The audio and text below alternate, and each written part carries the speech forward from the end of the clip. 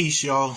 It is I, the Energy Masta Allah, and this is part 4 of Decoding the Matrix. If you haven't watched the other 3,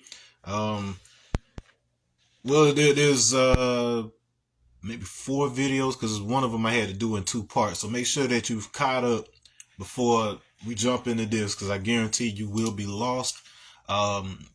If this is your first time seeing any one of these videos, what this series is about is basically, by means I've explained in many a video, I've learned how to identify certain codes in the nature of reality that haven't really been spoken about publicly. Upon discovering them, many of them I have found to have a precedent, not just in esoteric knowledge dating back as early as, our history goes back, but also several things on the level of physics, genetics, all of it basically just tapping into that intertwined tapestry that is essentially mathematics. And so there's a reason why in 5% we say Islam is mathematics. It's not treated as a religion because all the religions were born from mathematics.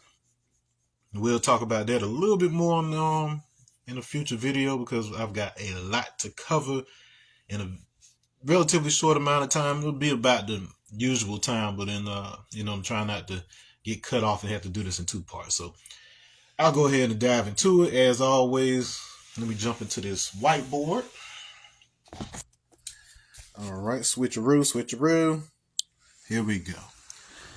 Alrighty, so here's what we're looking at. So, we've been talking about this guy, Thales of Miletus, and based on the different definitions we got from his name, a little bit of help from some of the numbers that came out of what we were investigating, we came to the conclusion that Thales of Miletus may or may not have been an actual person in the traditional sense, but more so a kind of a code from these ancient practices related to not just blood flow, but flow in general. And when we're talking about flow, it's essentially fluid dynamics, because fluid dynamics, especially when you're talking about electromagnetic fields and, these fundamental forces, they basically give us a framework by which to understand how things move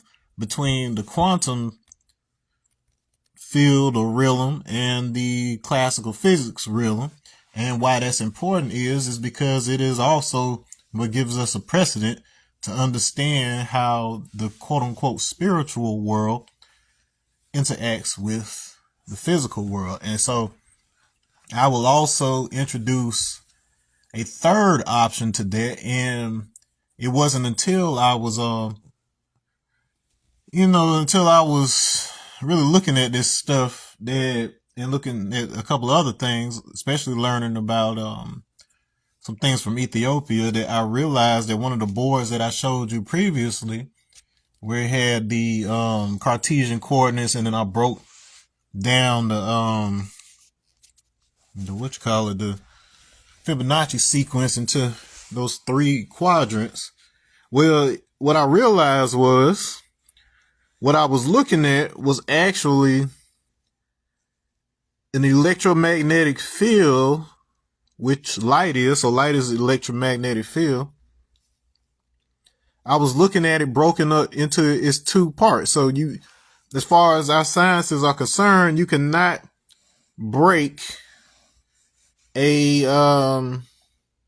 electromagnetic field and the magnetic field apart when it comes to light. However, a magnetic field can exist independently of an electric field, and vice versa. An electric field can exist independently of a magnetic field.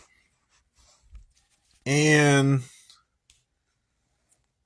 reason that's important to kind of understand is that the only thing that'll allow those 2 things to exist independently is if they are staying still. So that electric field exists when it is static electricity, meaning that it is not interacting with time, but it is interacting with the space. And then the magnetic field is doing the reverse. It's interacting with time, but not necessarily the space. And so this kind of helps you understand. Well, let me give you the third part of that. Well, when electricity starts moving, it generates a magnetic field. So you got the two together. So the key thing that's connecting these things is motion. And the word motion itself actually comes from roots that more or less break down to pressure. And pressure is the push force. Pressure is perpendicular force. And it is the same thing that allows our observation to affect waveforms in front of us and have us experience it as if it were particles, because it's basically organizing, ordering, focusing those waves into one spot or one range, and our brains arrange that into what we perceive as reality. And so that's not just something that happens with the visual field. It's something that happens with all of the senses. And so you can really look at your physical experience as just being kind of a virtual reality interpretation by the brain. So this becomes the first and most important distinction, just in case y'all want to screenshot that. The most important thing that you have to realize about the Matrix, as you know it, you can have some insight if you understand that the Wachowskis, when they were making the Matrix films, the original script,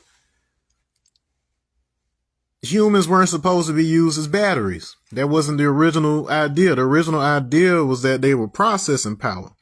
And the studio felt that it would be entirely too complicated for the audiences of 1999, because that's when the first movie came out. So they just made it battery so it'd be something easier for them to understand. But the reason that is important is because we typically think of space and we typically think of most of the forces as something that is outside of ourselves and originating outside of ourselves, as opposed to thinking of it as what we're seeing is an echo of something that's being projected and emanated from ourselves. Now that might seem airy-fairy and so on and so forth until you actually understand how these fields work. So if you think of waves, well, better yet, if you think of numbers as representing the magnitude, the intensity of waves, and that each one of those numbers represents a specific characteristic of waves. So that's to say that when waves occur as a certain level of intensity, they have certain properties. And then we know that to be true with things like light. Like depending on how intense the light is, depending on how long or short the wavelength is, it has entirely different properties. Microwaves are not like visible light, and visible light is not like X-rays, and so on and so forth. So we know this to be a scientific fact. Okay, so likewise, your experience of physical reality can and is entirely affected by the intensity and magnitude of the forces working within you. Okay, and these are things that you do have control over. And so with respect to the Matrix, if you think of the Matrix as there's no better way to look at it than a code, but it's just in waveform. It's not that there has to be a giant computer anywhere, because reality is a giant computer. Your consciousness is already a giant computer. And so what you look at as a mechanical computer is just a representation of what you are. You are the reader of that code and the projector of said code so that you can interface with said code. You're just all the hardware and software all combined into one highly efficient experiential reality. And then this is ultimately what God is. So you are just a small emanation of the full expression that they call God, because as we've covered in several different videos, the word God comes from an old root meaning that which is invoked, which means to call voice into. And then that is an extension of that which is found, which is like a foundry where you forge or shape metals. And so the distinction between metals and other stones when you're talking about esoteric knowledge is that you're talking specifically about that set of invisible forces like your magnetism, electricity, just all these different forces that allow free moving electrons to move about that metal. And so this is distinct, and we call this space. So this is very different from what most of us understand space to be. Okay. So if you look at let's look at velocity, because the everything in our reality, at least the way that we've been taught with physics, is basically an extension of the speed of light. Like we usually look at that as the speed limit, although there are ways to surpass it, and that's not pseudoscience. It is possible to surpass the speed of light. That particular constant that they give you, it may not be possible to exceed that, or it may be, who knows. But light itself can be slowed down when it goes through a medium. Whenever light is passing through something, it can slow down. And therefore, if you have other things that are moving faster than that light, the effects of that light will appear different, and it will interact differently with you. And so that's an important distinction to make, so you can understand how light operates in your body very differently from how it operates outside of your body. If you understand that, you can start to have some idea of how it makes more sense to try to address things on the quantum, less than microscopic level than it is to try to deal with things that are outside yourself.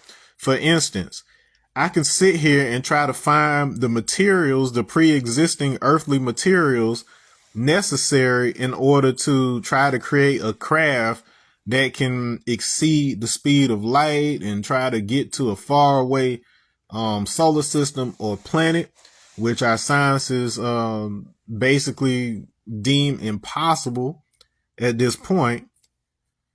Or if you understand how things are constructed from waves and fields, all you have to do is recreate the field, the values of a field, of the place that you're trying to get to. And because when things are static, like static electricity, for instance, because it's not cycling, it technically occupies the entire universe at one time. It is operating outside of space and time. This is common knowledge. All those electrostatic points act as a single point until they're in motion. That's the only time that you get these individual experiences, localized experiences, when they're in motion. But when they are still, they are technically everywhere and grabbing information, exchanging information with the whole system, because it is a closed system. You look at the whole universe as a single body. So just like how something that affects your foot can have an effect on what's going on with your head, because they're all part of the same body, it's the same thing with this electrostatic. All right. And so if you understand fields enough, if you recreate the field of a particular place, you can interact with that space as if you are there, because as far as those fields are concerned, you are there. And what will happen is that your interactions while you're in that field will actually create magnetic moments, which is to say certain excitations in the magnetic field that are preserved as memory. And then once that field, it doesn't necessarily have to return, quote unquote, but you can look at it as me doing something here. Oh, better yet, think of it as me and a classmate are working on a project, and we're both using Google Docs or something. And so that gives us access to the same file. When my partner, if I'm looking at my Google Docs and we're looking at that same document, and my partner makes an edit, I see a little cursor pop up that lets me know that that's him editing the program, and then we're editing the paper, and then I see the different edits that they're making, and then I can make edits on my end too. So it's the same thing. So if you are interacting with the field that is resonant, meaning it is identical, the changes that you make in that field will update on the other side. So it doesn't matter whether you're 100 light years away. If you're able to recreate that field, you'll be able to interact in that way.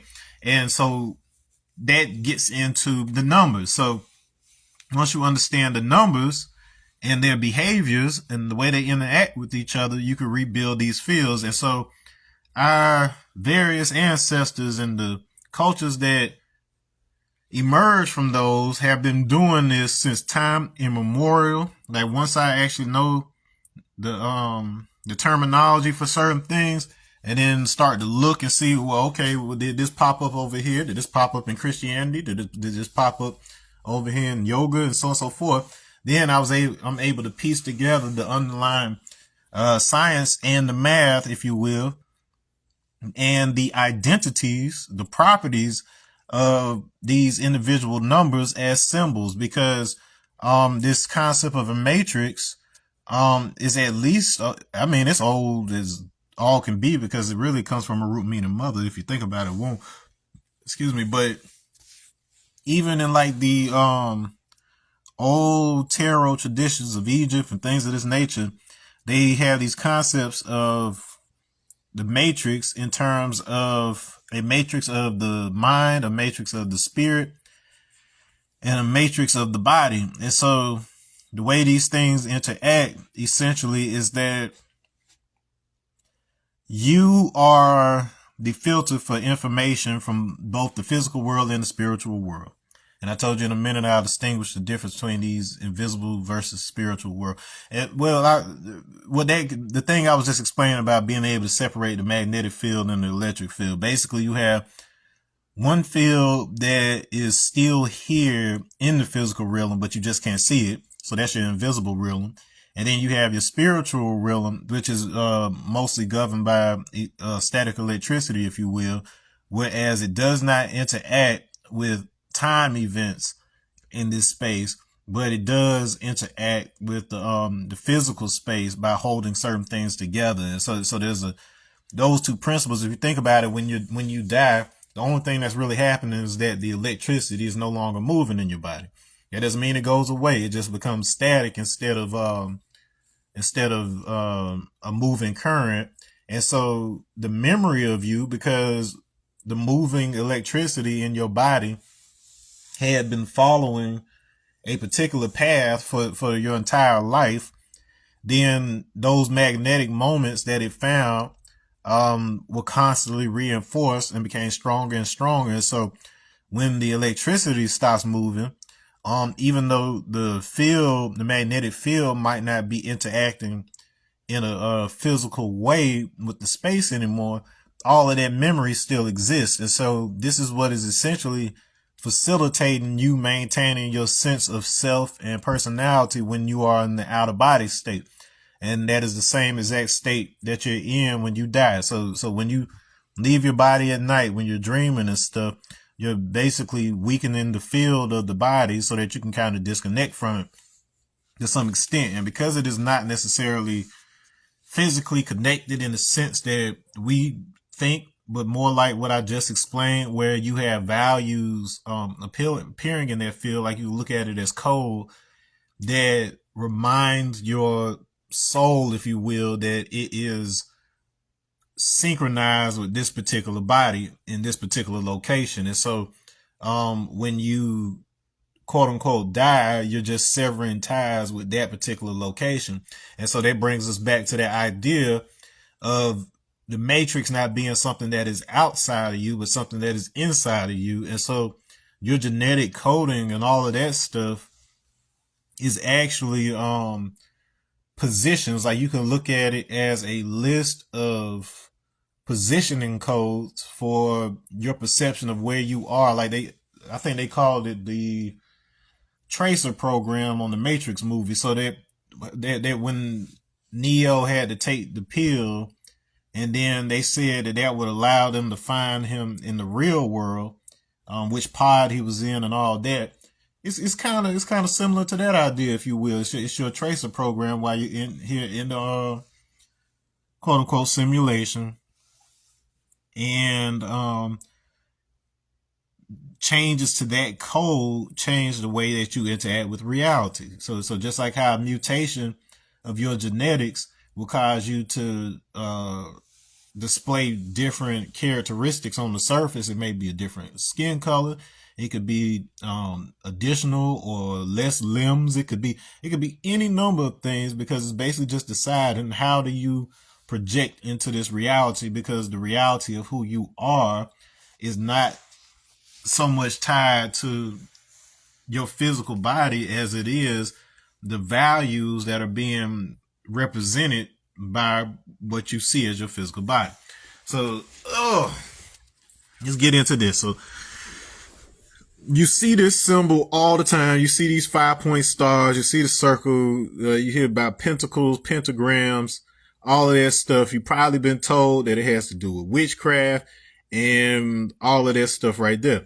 Now, although it is used by witchcraft, it does not belong to witchcraft, because that same symbol, the upright star, is also a symbol of Christ, the upright standing. The only thing that you need to understand about that is that it is a human being. You got a head, so better yet, arm, leg, arm, head. What does that spell? A-L-L-A-H is Allah.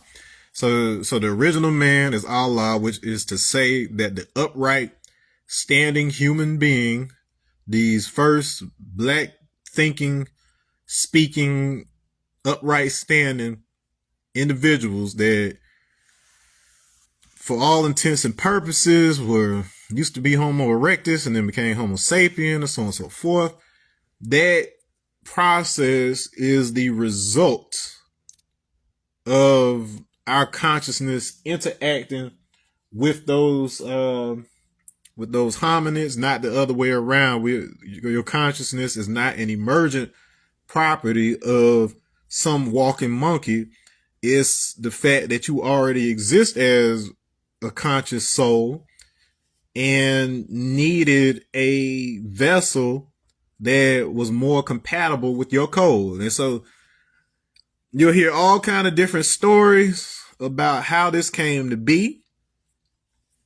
It's not that anybody is necessarily wrong, so much as it is a very layered reality.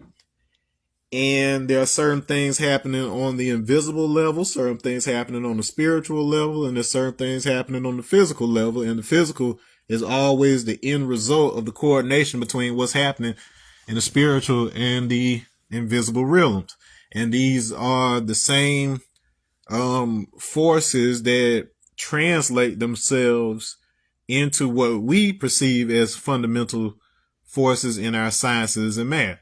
And so the disconnect that tends to happen between the conversation of the scientific community and spiritual community is that people who are having a spiritual experience tend not to try to quantify said experience. They try not to bring it into terms that fit the real world model. And this creates a lot of problems, because you basically have a situation where people have to operate exclusively on hearsay. And so they're not gaining spiritual knowledge for themselves. They're not gaining spiritual experience to be able to know these things to be real, and not simply hope for them to be real or believe that they're real, but actually have real experience that these things are true. As far as it goes with the Bible, because we always end up coming into a conversation about whether the Bible is real or not. And we can get into semantics about who changed what, who added which books, who took away which books. But at the end of the day, the original expression of that text is essentially mathematical in nature. And then you simply had different scholars, for countless eras, interpreting those numbers and preserving those numbers into stories who had the same structure and mathematics of that original code. And so once you understand the interface between numbers and letters of the old systems, you'll be able to easily trace how these exact same systems found their way into every single religion up to and not stopping with Christianity, because you had Mohammedan Islam come a lot later, but then even that was a newer version of something that pre-existed all of it. The some would say the religion of Abraham and those folks before there was Israelites and stuff like this. Like who was, were they praying to? Who was their God? It wasn't the Christian God, you know. But it's not to say that that wasn't a part of that same lineage, that same evolution, so much as there was something that it was, and then it was a lot of different versions of it that it became. And so most of the fighting came from that fall of the Tower of Babel, in which one person did not know how to translate his symbols into the next person. And so the primary way that our subconscious mind, the part that's plugged into the spiritual realm and the invisible realm, and puts all that together so that you can understand your earthly experience, that thing it only communicates with our conscious mind through symbolism. So based on your understanding of certain shapes and symbols, and being able to detect the resonance of your emotional body with those symbols, until you have some mastery over that, you can't read it. You can't understand what your subconscious is trying to communicate to you, whether it be through feelings or if it's straight up through dreams. Like it tries to communicate with you all the time,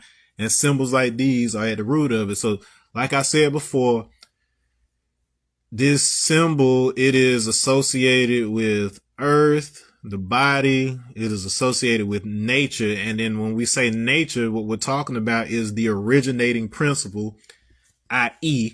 the template from which you were designed. So from that 5-point idea on a mathematical basis, pentagram numbers, if you will, that is a template that you as a human being derive from. And like I said before, when it's right side up, it is Christ. If I flip it upside down, let me see if I flip the camera, see if that's going to look all right. If I flip the camera, so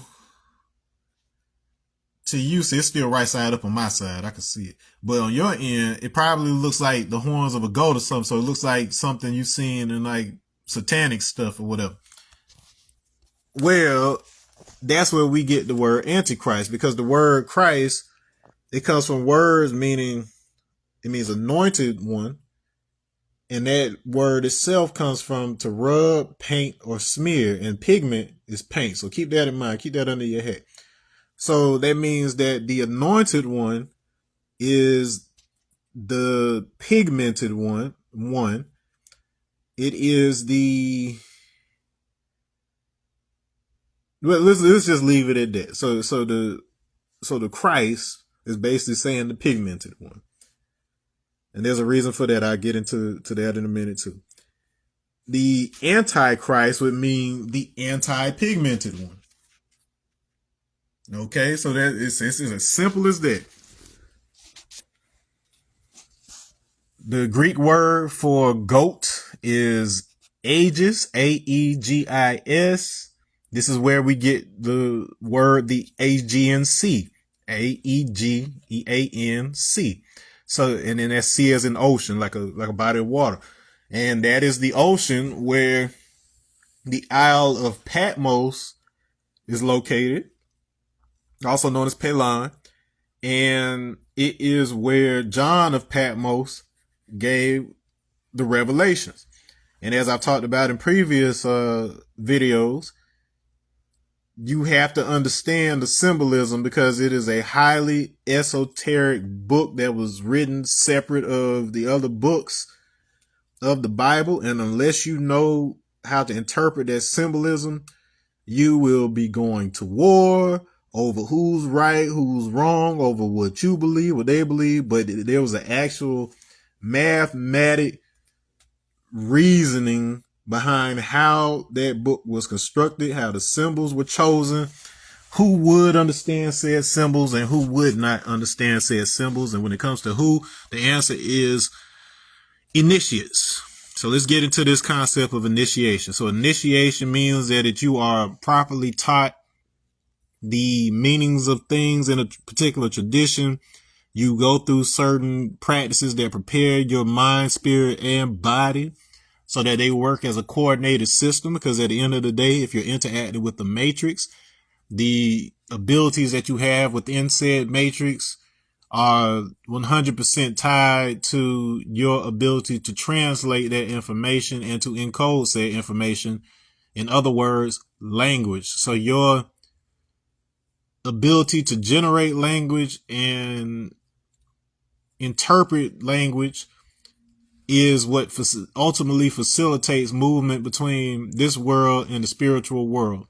So that the better a handle that you have on that faculty, when you get ready to leave this body, whether it's through practices while you're still living or if it's involuntarily after you die, the strength of your memory, i.e. your connection to your magnetic field, independent of your electric field, will have a lot to do with your pattern recognition abilities and what your belief system is with regards to what happens after you die, because you will create a dimensional space for yourself that resonates with your ideas about what you can and can't do or where you go when you die, and you will be attracted to that like a magnet. Okay, so what are we looking at here? So the word magnet itself is probably one of the, like the juice behind the word magnet unlocks so many keys about who we are, what we are, how we got here, why people don't know certain things while other people do. So the word magnet, it goes back to this place called the Magnetes or Magnetes. It was a particular people. It stayed in a particular place, and it was so named magnets because of the lodestone that was found there. So the lodestone is essentially related to iron. So the same iron that is in your body, the same iron that is in the steel that you build your buildings with, that iron is magnetized and magnetite so that it holds a magnetic field. And so this place is named. Now, that word magnet comes from similar roots to not just magic, but the magus, who was, a magus was a practitioner of magic. And as we've explained before, the quote by Arthur C. Clarke, that any sufficiently advanced technology will occur as magic to you if you're not advanced enough to understand what you're seeing. And if you know anything about Arthur C. Clarke, he is also the individual who worked with Stanley Kubrick on the movie 2001, A Space Odyssey. If you haven't watched the latest episode of my AI Deep Dive series for Inside Black God, make sure you check that out on YouTube, because it starts getting into 2001, A Space Odyssey. And one thing that's interesting about that is that this is based on, they touch on some things that happened with the first IBM computer with voice recognition technology, and, it was able to sing and all this stuff. And this was back in the days when computers were basically using magnetic tape to do everything. So just like how you had the hard drives and things, that tape was made from the same stuff, same type of film that like your tape recorders, whether for music or for video, were being made from. And just like I said, that those magnets were made from iron, like they use iron powder. So do these magnetic tapes. So basically, you would introduce a magnetic field to this tape that is covered in this ferric oxide. So ferric oxide is the combination of iron and oxygen. And so that means a ferric oxide can be anything from the stuff they're putting on this magnetic tape to your blood. The hemoglobin in your blood is a ferric oxide. Let me see, something else that's a ferric oxide. Rust. So yeah, so when oxygen is introduced to iron, it can become rusty. So that's another ferric oxide. So this connection between rust, your blood, which is also red, and this magnetic tape, which was like a brownish reddish color, like it was a little on the redder side as far as browns go. The connection is when you introduce a magnetic field to any one of these things, it separates the charges. Like in your blood, it forms what's called a dielectric. And so this basically organizes the cells in the medium so that it can better carry electricity through it. So that idea is what's encapsulated by the name Thales or Miletus, if you look at the roots of it. And Thales is credited as, going around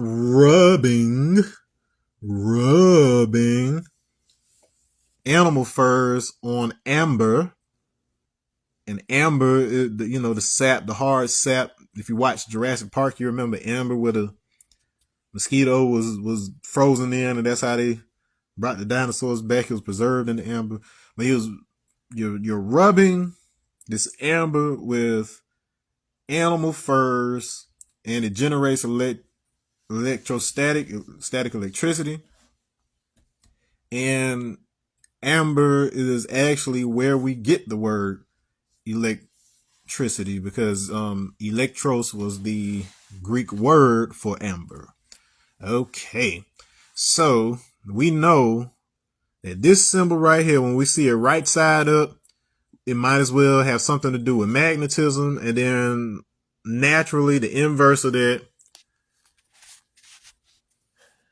we could look at this as electrostatic, but it's probably more productive to look at it as anti-magnetism. So anti-magnetism is not necessarily electricity. And you can look at it as magnetism being the force that repels things such that they can occur as separate, and anti-magnetism being something that resists the formation of a field. So it's not that it becomes the complement, which is electricity, so much as it becomes unreactive to the introduction of a field. So you'll see that this story, if you follow that story about the magnets, you'll find out about these people who lived on the furthest west point of the Iberian Peninsula, where Spain is, and they were called the Ophites. And Ophites, Ophi comes from a word meaning snake, because snake has two meanings in esoteric circles. So the serpent, on one hand, it represented initiates that were basically demonized by the powers that be, so that the people who needed to be freed could not be freed with the knowledge of who they are and all of that good stuff. And so a lot of the serpent imagery has been demonized in modern times, but then these were initiates that had gone through the proper learning of the symbols and understanding what they are. Now, in the oldest traditions, like Dogon or whoever, Egyptian or whoever, the serpent represented word or membrane. Even in the Bible, in Exodus, when I believe it's Exodus, when they had the brazen serpent. So when you had the people in the desert that were, yeah, that's right, who were starting to lose faith, and then basically, God sent a whole gang of snakes, and then there was a bronze serpent that was placed up on basically on sticks that were in the crucifix form. And so this was supposed to represent the coming of Christ and who he is. And so he was compared to this brazen serpent that was basically you could look at it as a healer for those who were already afflicted, but did absolutely nothing for you if you hadn't been bitten by snakes. It's not like you could come and take the medicine and then it would prevent you from, being jacked up. So much as if you were already afflicted, you had a means of getting by it. So this is why I say it's more like a magnetism versus anti-magnetism versus a magnetism versus electricity type situation. And so if you notice, their word Ophi, it has an O, which is a circle, and it has phi, which is the phi ratio, the golden ratio. So if you think about a relationship between a circle and the golden ratio, essentially what you get is a spiral. And so as it turns out, on the quantum level, magnetic fields, they do follow the Fibonacci sequence. So the distance between each spiral follows that same pattern that maybe this is a 1, 1 and 2, then 3, 5, 8, 13, and so forth. All right, so that means that we are on the right track. That all these things have something to do with each other. So now we know that the golden ratio has something to do with magnetism, and magnetism has something to do with this star shape of our body. Okay, let's move along. Okay, so like I said before, serpent has to do with words and membrane. Remember, Jesus Christ is called the Word of God. God is that which is invoked or shaped within the body. And the Word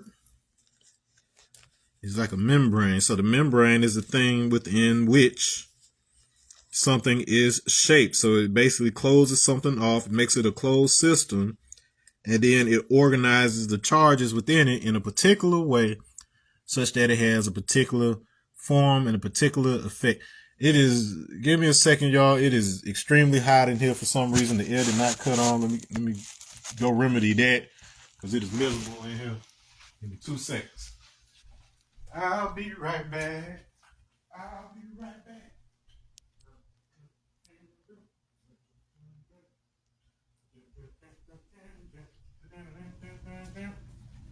All right, that didn't take so long, now did it? Okay. In the meantime, once again, if you have not watched the other videos, make sure you check those out. If you lost, that's probably why, because you didn't do your homework. You didn't go back and make sure you understood some of these concepts. All right. Here we go. Okay, so we went through that first star. Now we got this thing next to it. All right, so our language. So an interesting thing that you may notice, and someone who's not in the know would tell you this is a coincidence, but I'll show you an interesting connection. Okay, so iron is the 26th element. Iron, symbol Fe for ferric or ferrous, that's a Latin word for it, is the 26th element on our periodic table. It just so happens that we have 26 letters in our alphabet. But more importantly, we have 26 letters in I believe it was the Giza alphabet of Ethiopia. I might be mixing it up with the Meroitic, but if I recall correctly, no, because the Meroitic is actually shorter. So yes, so the Giza alphabet of Ethiopia has the same number of letters, but they are more or less all consonants, and they are in a slightly different order. And so there is a jewel in that. So if you look up do yourself a favor, look up the Giza alphabet and then compare it to the Hebrew alphabet, you'll notice that there are only a handful of letters that still have the same name, more or less. And if you compare the number position of where those letters fall in Giza versus where they fall in the Hebrew alphabet, then it will give you some insight into how things have been coded and changed from hand to hand as these different religions and scriptures and stuff were created. Also, if you look at the Giza characters, you'll notice, and then this is another one of the hints that you'll find in 2001: A Space Odyssey, where you'll notice in the opening scenes where you've got like this big black obelisk thing that appears, and I'll go ahead and tell you that's the Axum Stella in Ethiopia, so look that up too. You're not going to find it mentioned in relationship to Stanley Kubrick's work because it's mostly old white people doing those breakdowns of the movie, and they see certain symbols, but they wouldn't even know about half of this stuff. Or if they did know, they wouldn't tell your black ass. I'll tell you that right now. Anyways, so Monkey's looking at this obelisk, and emphasis is put on the fact that he turns his head 90 degrees while he's looking at this obelisk, and all of a sudden that's when the idea is sparked for him to start using bones as tools and weapons. Well, similarly, if you compare the Giza alphabet to the Hebrew alphabet, particularly those letters that have more or less the same name in both alphabets, you will find that the Hebrew alphabets are more or less just a 90-degree rotated version of the old Ethiopian alphabets. And that's a bar because, peace, Chris, I see you. That's a bar right there because that 90 degrees is going to keep coming up. You're going to keep seeing it come up. All right. And so our 26th letter, we talk about our Z. And if you know anything about digital roots, oh yeah, there was a bar about that monkey too. So the significance of them using a monkey in that scene is that the Hebrew letter Qaf or Qaf is, it means ape or skull, and it is a loan letter because you have the same one appear in Tamil, which is the South Indian, where the dark skinned folks is in India, but it also appears in that old Ethiopian alphabet as well. So this is one of those letters that carried over. And if you look at the various Monkey King stories, whether it's Monkey King in China, Sun Wukong, or if it's Son Goku from the Japanese version, which became Goku in Dragon Ball Z, or whether it's Hanuman in India, or whether it's what's his name, Göbekli in Africa. All of these are a single tradition that is actually talking about the forest dwellers.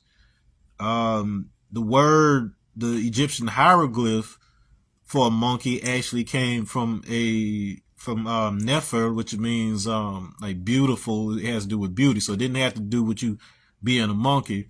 And part of the reason them other folks were calling us monkeys is because of that glyph and their ignorance to what it actually means. And so that Nefer, as you could probably guess, is the root for the name Nefertiti. So Queen Nefertiti, her name had that same monkey glyph.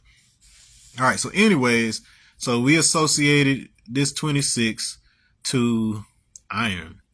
Now, this isn't going to work in chemistry. Don't try to do this in chemistry, because no, helium and carbon, you can't just put one of those with the other and then it's going to give you iron. This has to do with digital roots, which is to say, if I add together the digits, it's going to give me a single digit number. So in this case, we've got 2 plus 6, because 26 is made from a 2 and a 6.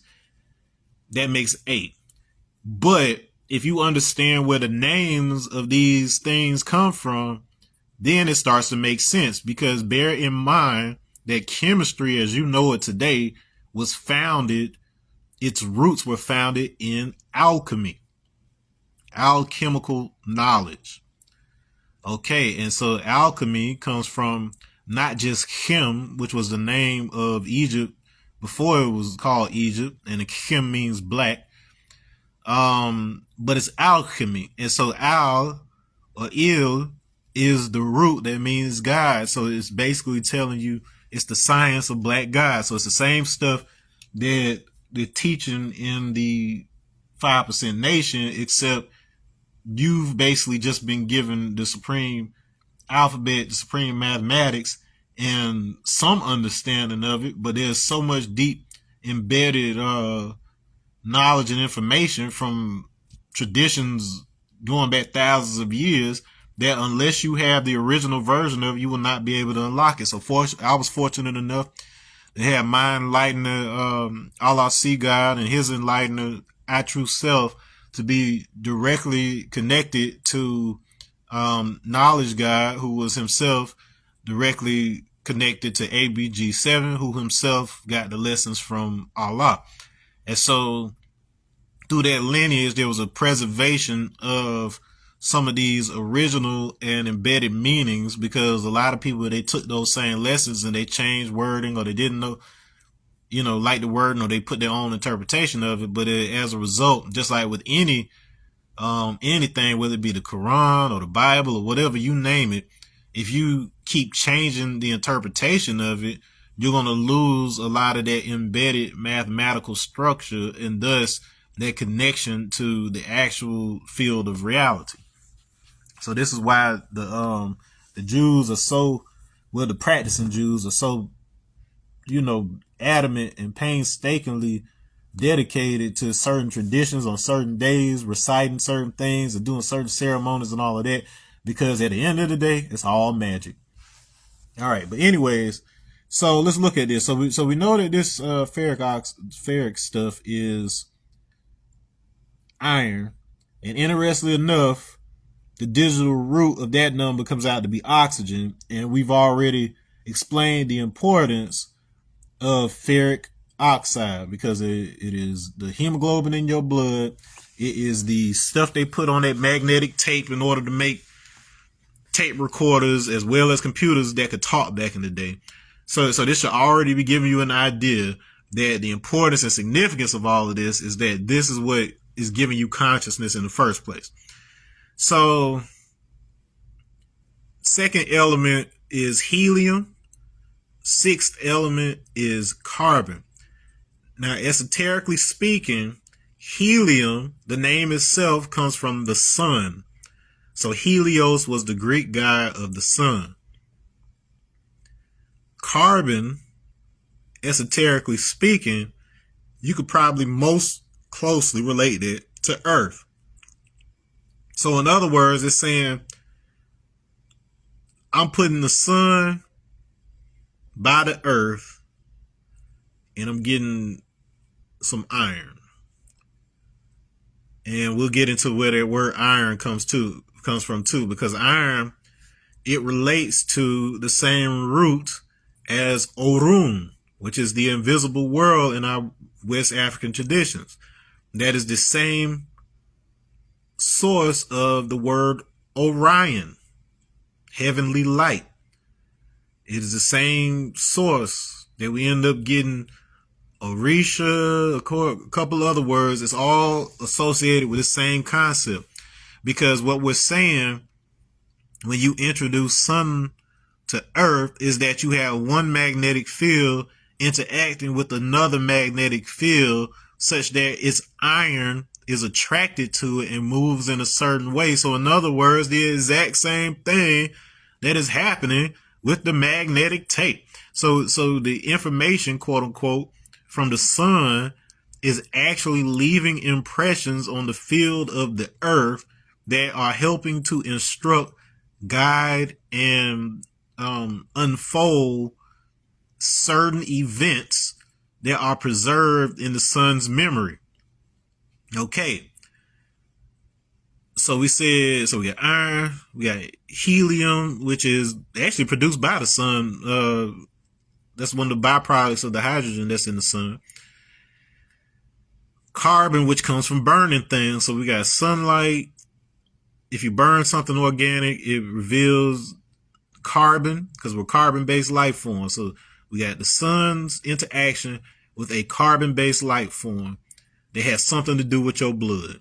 All right, stay with me. Once again, that digital root comes out to that oxygen. Esoterically speaking, that oxygen has to do with fire, and fire has to do with your will. Will has to do with torque, intentional rotation. So you're rotating something manually.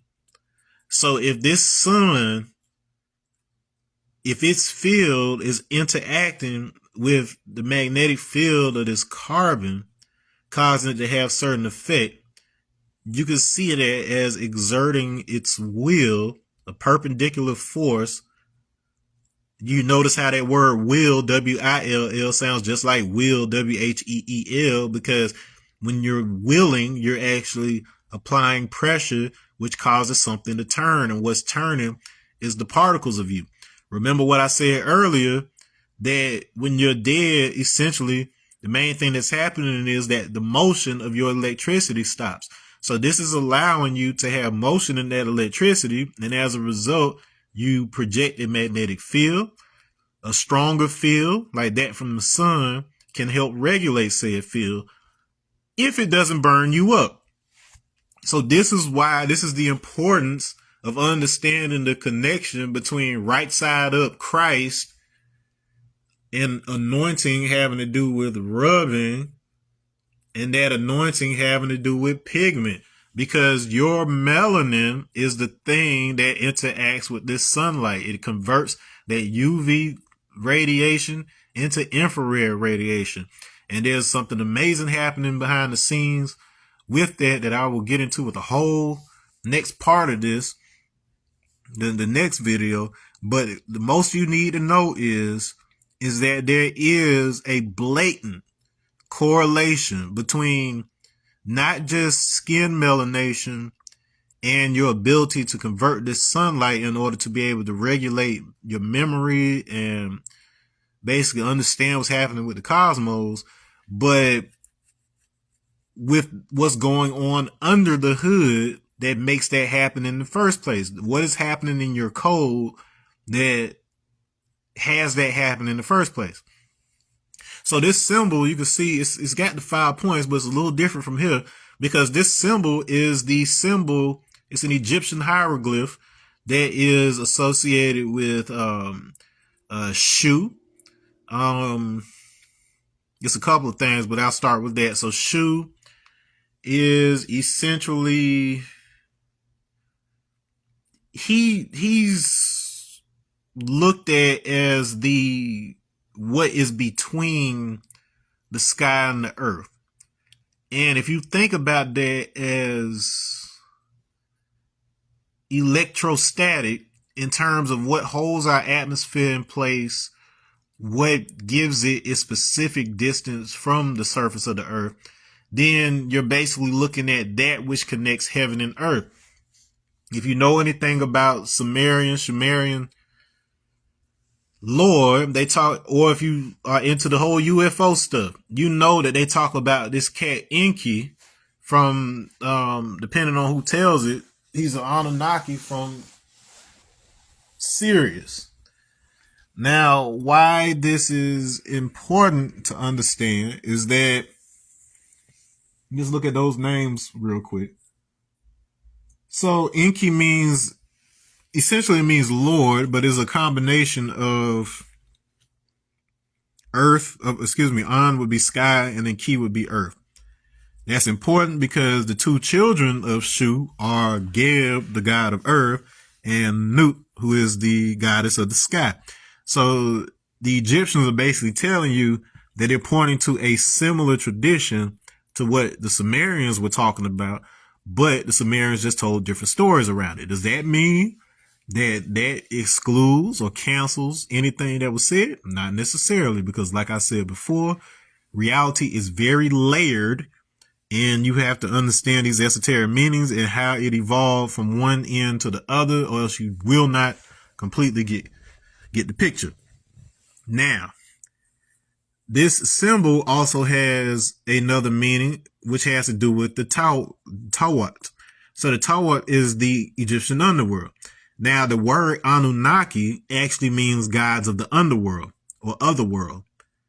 It was the Igigi who were the gods of the sky, of the heavens. And so this is the difference between the electric field, the static electric field, versus the magnetic field. One is the heavenly realm that holds the clouds together, the static electricity, the atmosphere. Then you have the magnetic field that is being projected from the center of the earth. So whereas the Anunnaki were those who, you could say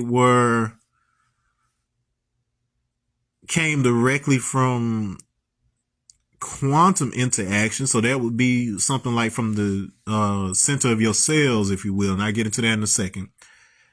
You had another component of that, which is associated with the outward expression, which is the atmosphere, the electricity around you, how you connect to that. So you got the projection and you've got the projector.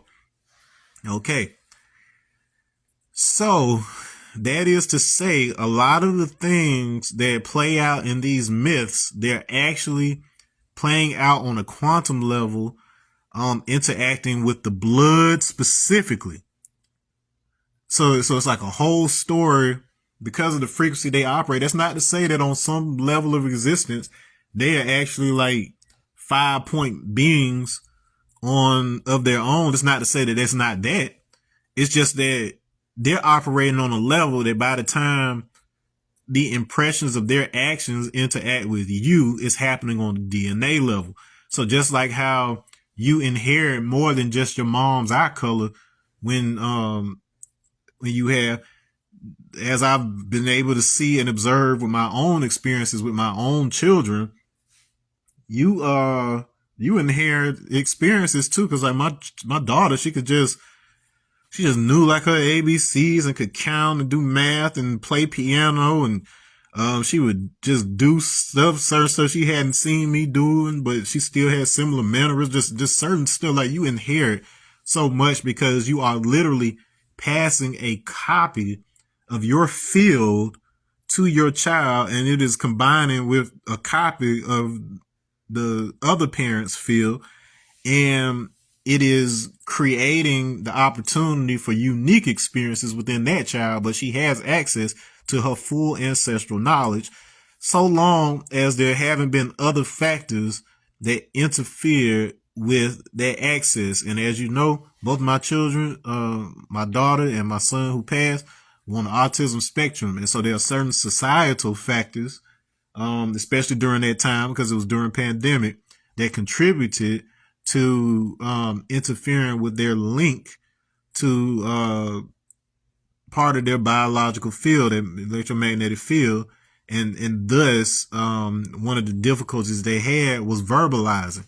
And like I said, initiates have to do with this idea of the word, those membranes. So this is where we get into this thing right here.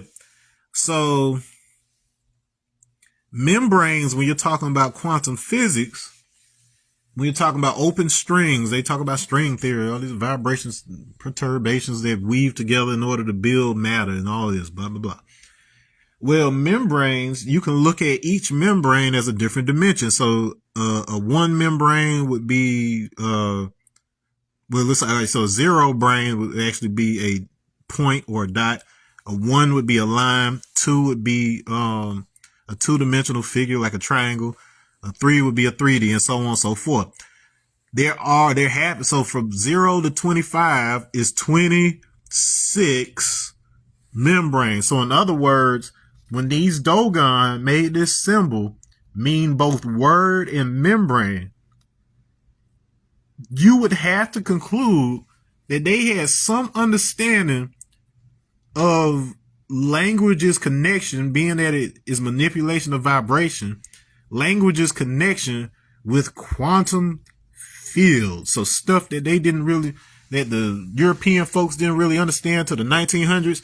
We had that thousands of years ago. And when I say we, I cannot reiterate enough. I am Captain West Africa with all the different tribes like the Dogon and Igbo and Yoruba and all of them that ended up in my bloodline.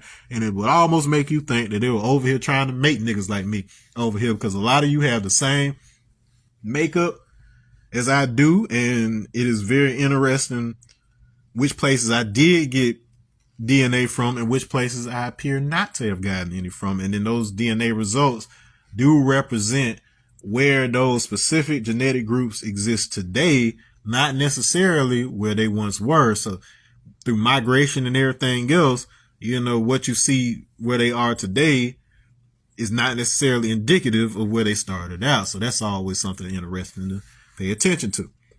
But anyway, so remember, this is Shu, and then he's like a star inside of a circle. So it looks like he's inside of an enclosure. So what we're looking at, what you're representing here is what's called a Kabyles space. So when we look at waves, when we exert that pressure or observation on massless waves, what it does is it has a process that's similar to something called birefringence. So birefringence is when you shine like a laser through a crystal at the right angle to where it splits it into two. That light that gets split into a horizontal plane of light and a vertical plane of light. So this should sound very familiar to coordinate planes and all this stuff that you had to learn in trigonometry and all that good stuff in school. So your DNA is considered to have that property of birefringence. And then the question becomes, well, what light is it splitting? Where's the light coming from? So that's where electricity comes from. So at the tiny level in the center of your cells, you have what's called chromatin, which is very tightly packed, dense DNA that is basically like the master DNA of your body and your cells. And it's at the nucleus. And so it uses this electricity, these discharges, to kind of read and communicate within the shape of this chromatin, which is usually packed in like a cube type shape. Okay. And the cubes are also associated with the earth. So that symbol right there, when you see that in tarot, that has to do with earth, nature, your originating nature. So do cubes a lot of times. Okay. And so, and the Kaaba over in Mecca. So that's part of the reason they walk a circle around it. They walk a circle around a cube is because of this thing I'm talking about right now.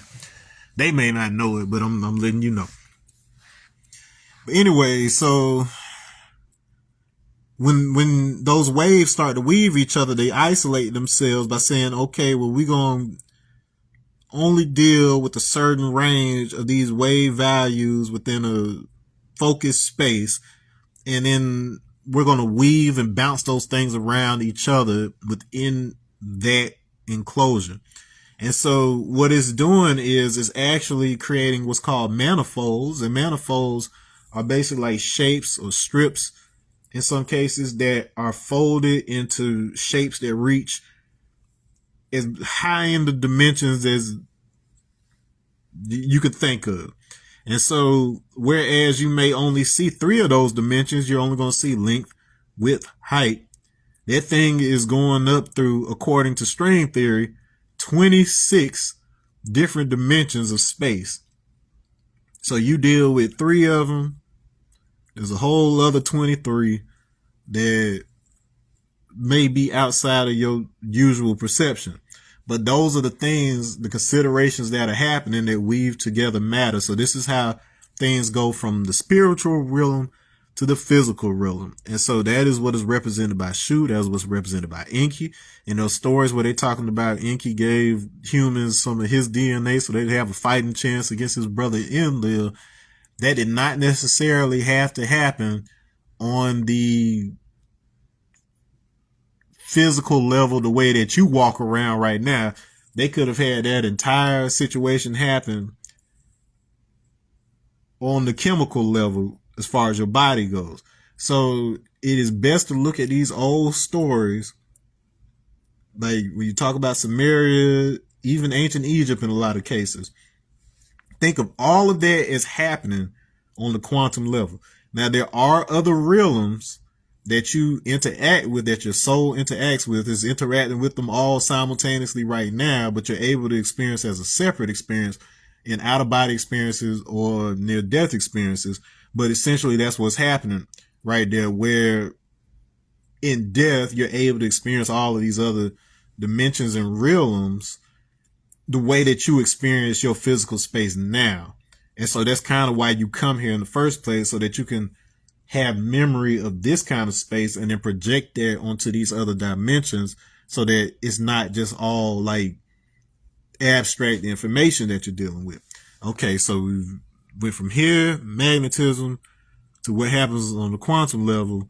And then here's where we get into what happens on the physical level. So if you ever seen this famous drawing by Leonardo da Vinci, the Vitruvian Man, it is essentially talking about how a person is made and the geometric relationships of the body, but it's all based on this exact same lineage of information. And there's a very specific relationship between the circle and the square, the squaring of the circle. You can read up on that and its significance. But one of the things that people have obsessed over for a long, long time is that these proportions and the way that Leonardo da Vinci drew this thing, it is comparable to the pyramid. So the Great Pyramid in Giza has these same proportions. Now, we also know that the pyramid is also scaled such that it has proportions that are relative to the size of the earth and its relationship with the moon. Like, it's basically a treasure trove of information on these various angles and distances and stuff scaled down. And so if you want to know how you build a pyramid so perfectly aligned with those things, when as far as your history teacher told you they didn't have the technology and blah, blah, blah, blah, all you need is magnets. All you need is magnetism and an understanding of how it connects to the invisible world and the physical world and the spiritual world. So that process is not all just airy, fairy, religious crap. They telling you exactly what makes all of these things real and how they interact with each other. And you utilize those field lines, those field arrangements, magnetic materials. They will align with magnetic north. If you have materials that are in water, if they're suspended in water, there are ways to get them to orient themselves perfectly north. But, there's all sorts of stuff that goes into all of that. So we got the body.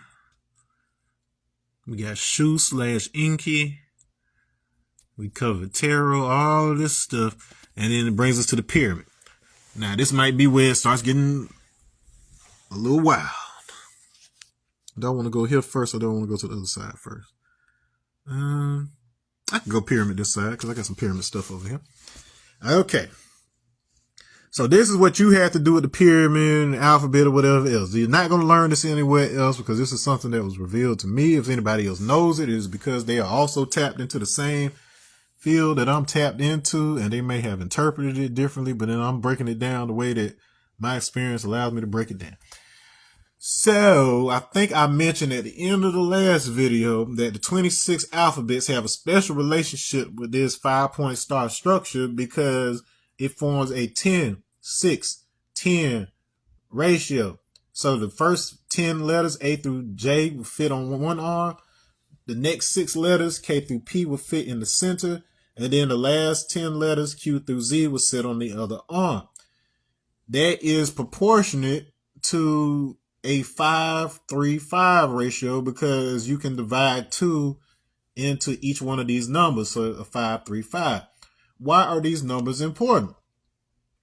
Well, the 5 to 3, so aside from them all appearing in that Fibonacci sequence we talked about here, so we got 3-5 and 5-8 and so on and so forth.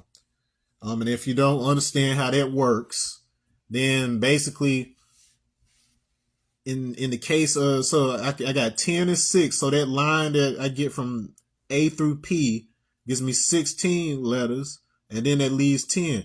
16 divided by 10 reduces to 8/5, which is a close approximation to the golden ratio, which we talked about over here. So the relationship of a circle to the golden ratio gives us a magnetic spiral.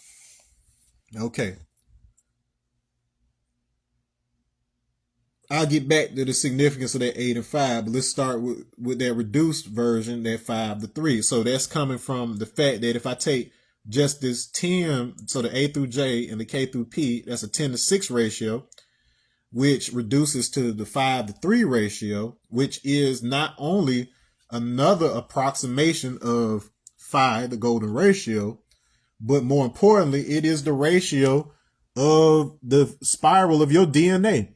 So wait. Once again, just like I said back here, we got this serpent, this word membrane, this concept of the quantum vibrations, this communication within that DNA that's in the center of the cell. We talked about all that, how that one cell turns into a whole human. You a whole human made originally from one cell that multiplied. And that science goes all the way down to that level where you've got two spiraling, these helixes spiraling inside and out of each other. And then in the center of that spiral, you have a hydrogen chain. So at the center of each of the nucleotides and the bars that go across your DNA that connect these two spirals, there is a hydrogen in the middle of that. And remember, so we didn't talk about hydrogen over here. So hydrogen is water. So esoterically speaking, hydrogen corresponds to water, which is the animating principle of the body. It's what gives you life, so to speak, what allows you to activate, experience, and move the body. So water can be found on the sun. You won't learn that every day. You can look it up, but it basically, in the cooler spots of the sun, like the sunspots, there's water presence. And that's simply because of the presence of, one, hydrogen is abundant, but in certain places where the gravity is strong, it creates some of these heavier elements like oxygen. So naturally, when there's the right number of hydrogen and oxygen in vicinity of each other, they will form water. Now, whether that's in like pools, like you could just swim in, that's different. But even if it's in the form of vapor, there is still water present on the sun. So that's a important distinction to kind of get under your belt. But the fact that that's the chain that's in the middle, hydrogen atoms, that's allowing you to be animated, that tells you something about how important this little structure of your DNA is in everything else that's happening. So you can look at this guy here as being a projection of what's happening on this level. So the information and the coding that's happening on the DNA level is deciding how that thing manifests in the physical space. And this is why this idea of language being involved on that level is important, because these early alphabets and languages weren't made arbitrarily. They were made with specific interaction with that in mind. And, you know, I've gotten into how that works to some degree, but then we'll continue to talk about that as time goes. Now, some things I need to show you that you may not hear anybody anywhere else. Now, okay, so I did tell you, so this ain't one of them actually, but it ties into it. But all right, so I told you I'd tell you what that 8-to-5 ratio, the importance of this. So you can look at it as the way that the various cosmic forces, if you will, interact with your body. So this is how your body and your, I guess you could say mind and spirit, all of that, how the trinity of you, mind, body, and spirit, interact with each other in conjunction with the body. So the relationship between those two things. And so that's internal alchemy.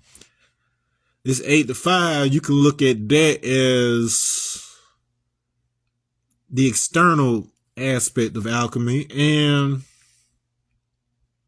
probably I could relate that to astrology in a way, but then that's only in terms of how you interact with the celestial bodies, the radiation from those bodies and position of those bodies.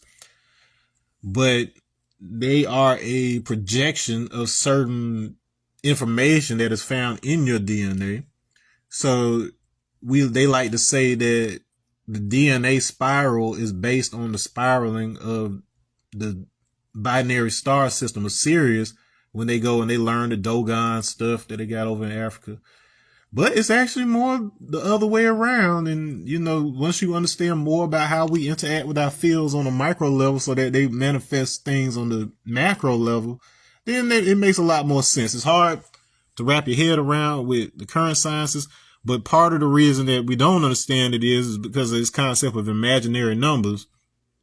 And I'll get back to that in a minute. Okay, so anyways, alchemy. So there's a weird thing that happens when you look at the first 7 digits of the Fibonacci sequence.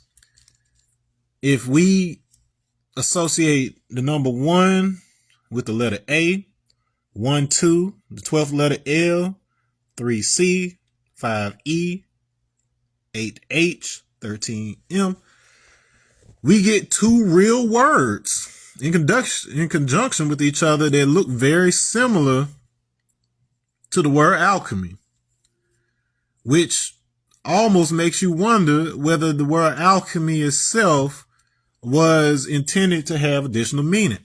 Well, let's get into that. And I was very surprised when I found out some of this stuff as well. All right. But anyways, this same relationship. So if you look at the pyramid, so we want to see how embedded this whole math is into the pyramids. We're used to seeing the pyramid with that from the side, but from the top, it's not 4 lines but 8 lines, because as you can see with the dotted lines there, that's actually where the faces of the pyramid, the Great Pyramid, dent inward. So you got the corners that are outward, and then you got the parts that dent inward right there. Okay, and so there's a reason for that. There's a certain way that sound vibrates through this thing. There's a certain way that sound vibrates through your body. And all of that is important and is very, very tied into each other. All right, so let's get back to this alchemy. All right, so we got this word. So there's ALCE or ALCHE, and then we've got hum. So this hum can be pronounced either hum or hum, like the Hebrew chet. So this is where we get the word chemistry. But let's start with that ALCE, because that was the most amazing discovery I've ever made in my life. So apparently an ALCE. It's got another word that they use for it as well, but if you look up this one, you'll find everything you need on it. But it is a wingless male griffin. So the mythical creature, the griffin, this one without wings, because it is half eagle, half lion. So it basically has head of an eagle, body of a lion. You look this apparently Christianity in Europe, they had co-opted this symbol, the symbolism, and they used it on their crest. Like, you know how they had a family crest and all that. They co-opted this symbol as a symbol of Christ, because in the esoteric traditions, the eagle represents the spiritual self. The lion, like you have the Lion of Judah, represents the physical self. And Christ represented, so that Jesus Christ represented that fusion, that integration between the spiritual world and the physical world. Now, if you probably don't know, but you've got these, well, I guess they kind of touch on it in the Bible. I can't remember if they use the same terminology, but you basically have these four beasts, if you will. And so the four beasts are the human. You've got we'll just say avian, because that includes the eagle, the hawk, the vulture, all these various things fall into that avian category. You've got the bull, but the bull is basically, I guess we'll just call that the animal, the animated one. And that includes bull, ox, anything that's more or less like I guess you would say a beast that's more hunted. Whereas on the other end, you have the lion, who is the hunter. Okay, so a distinction between those two things. You got the hunting beast and the beast that is preyed on.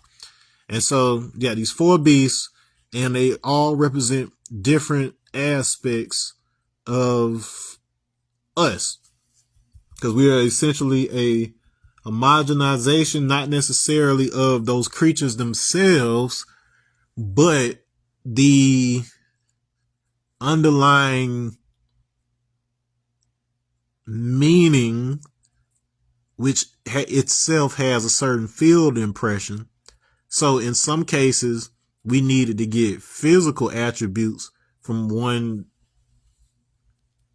evolutionary line, but there's certain attributes we had to get on a soul level, and certain attributes we had to get on a spiritual level, which is that which connects and facilitates that interaction between the soul and the body and the invisible realms of that nature.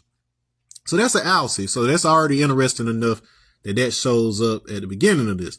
Now, Now, depending on the diacritic that you add to that H in the Egyptian letters, you're either going to get one word that means slave or servant or prophet or incarnation of God. Like I said, that ALCE was co-opted in Christianity as a symbol for Christ. And so it's interesting that in this same sequence that we've already related to all of this stuff here, also happens to have a word that pretty much describes not just Jesus, but how he appears in multiple religions. Because one of the places where the Christians and the Muslims fall out over is whether or not Jesus is considered a prophet. The Christians don't consider him a prophet. Well, we got incarnation of God, so that satisfies you. You got the prophet, that satisfies them. Now this whole servant slave thing, you might not like that. You know, he's a servant of the people. You know, he wasn't trying to lord over them like that. You may call him Lord, but he was serving the people. As far as the slave goes, that's where it gets really interesting, because the word slave actually comes from the word Slav, which is talking about the regions where not just Eastern Europe, but more specifically taking it back to Romania, which apparently, it was surprising to me to find this out too, but apparently that name actually comes from a word meaning Christian. So of Christ, of color, okay, of pigment. All right. And that's interesting too, because the Romanians used to be called the Dacians, Dacian. And the Dacians, this is where we get certain root words like dagger comes from that. So dagger. Interestingly enough, the symbol that we use for dagger in the ASCII symbol language happens to look exactly like a Christian cross. If you don't look at it closely, you might mistake it for a cross. They're dagger. And so it's interesting that the Dacians are connected to this word that means the original Christians. Now, the Romani, the Gypsies, who I also have heritage from, they are said to originate in northern India in the Punjab region before they moved to Eastern Europe and things of this nature. Mind you, between us and them, we in a lot of groups that I've named so far on here, these were targets of Adolf Hitler during not the Third Reich and the Nazi occupation. And so that also ties into what was going on in 2001: A Space Odyssey, because IBM, who they kept on making sure you knew was the source of that AI and that space stuff or whatever else that was going on, they helped the Nazis develop their methods and technologies related to locating, organizing the names of, and all of that stuff when it came to those they were persecuting. So Jews and whoever else, IBM was assisting them with those operations. That's not speculation. There is entire books and studies on this. So make sure you search that for yourself. Okay. So anyways, so we got this set of people. Now, the other interesting thing about these Dacians, they were kind of conquered by the Romans at some point, and all this stuff happened with that. And their identities were kind of stolen in a way through that. But these were connected also to the Celts and the Druids and all of them, who you had the story of St. Patrick, where he drove all the snakes out of Ireland. But anybody could tell you that Ireland has never had any significant presence of snakes on their island. And so these snakes that they were talking about were actually these Ophi, the snake people, the initiates. They weren't necessarily actually snakes. They were just initiates. But at the same time, bear in mind, whenever you hear about those snakes and stuff, word, membrane, magnetism associated with the golden ratio. So all of that. Okay, so bear that in mind. Okay. And so these Dacians, they were also the source, their name, the Daco. It is the source of Draco. So Draco is the constellation. They love to talk about, these reptilians came from Draco and did da-da-da-da on the earth, and they controlling this, that, and the other. Well, it has to do with these. So this is where the word, it's not the origin of the word dragon, but it has something to do with it. And so dragon actually meant to see clearly. So the roots of that comes from to see clearly originally. And so because these traditions are tied to the Dogon over in West Africa, and the Dogon were the ones who told us what the serpent really was, that it was word and membrane, which gave us all the juice as far as how things manifest from massless waves to actual matter, and then how DNA ends up becoming your body. So it's no coincidence that the Dogon had all this information about Sirius, who the Dacan of the Dacians are said to be connected with as well, to Sirius. If you look at Robert Morningsky, Native American dude, his book, the Terra papers, he talks about the connection between the Dak, which is a Syrian word, and is the source of these words we get for dragon and everything else. These were initiates of the Sirius mystery school. Okay, so what is this? So, remember I told you about that Christ having to do with the eagle and the lion? Well, it gets even weirder when you learn that there were certain books out starting at least as early as the 70s up through the early 90s. These books include The Prism of Lyra. It includes The Only Planet of Choice. Yet another book, The Law of One, The Raw Materials. Several others all talk about this same exact quote-unquote galactic history of certain races throughout space and time that had something to do with humanity's development. Like I've said in a previous video, it's best to look at it that everything that happened before us in Africa happened on either a genetic level, a spiritual level, an electromagnetic level.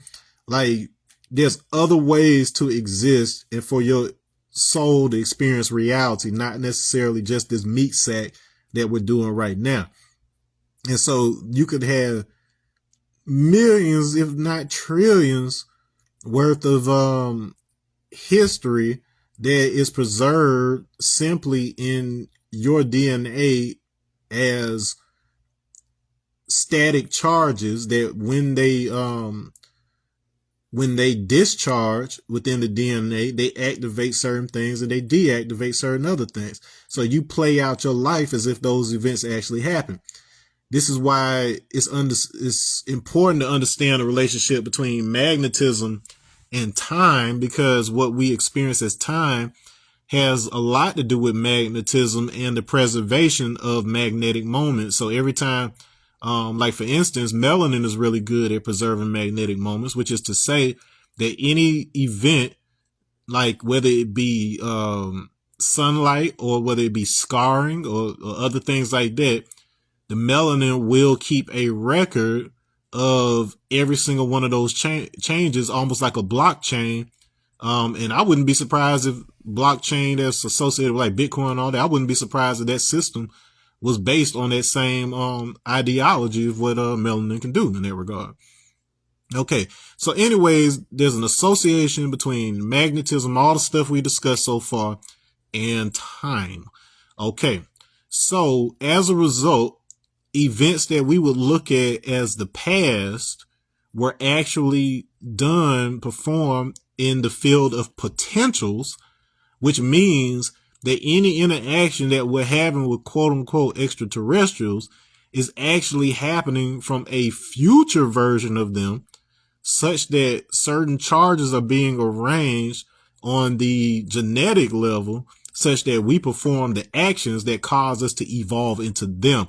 So when they got these certain channelings and stuff in the 70s, 80s, and 90s, it wasn't necessarily that certain entities were physical and our genetics descended from them, so much as these are very real beings that were interacting on a spiritual level, such that when we physically manifested, we already came equipped with certain potentials that would unfold as certain events, and we perceive those as symbols and stories. So a large part of where our old scriptures and stuff comes from is that we were actually programmed in some shape or form with the stories that ended up becoming the Bible stories and Quran stories and so on and so forth. And we even have evidence from some of these traditions that people understood that to the point where they could rewrite their history on a genetic level so that events unfolded in a certain way. That is a video for a whole nother day, because I still got a lot to go through. I got about, I could go another 30 minutes to an hour. We're good. Okay. So anyway, so that said, we got to talk about this lineage. So Prism of Lyra, look that up.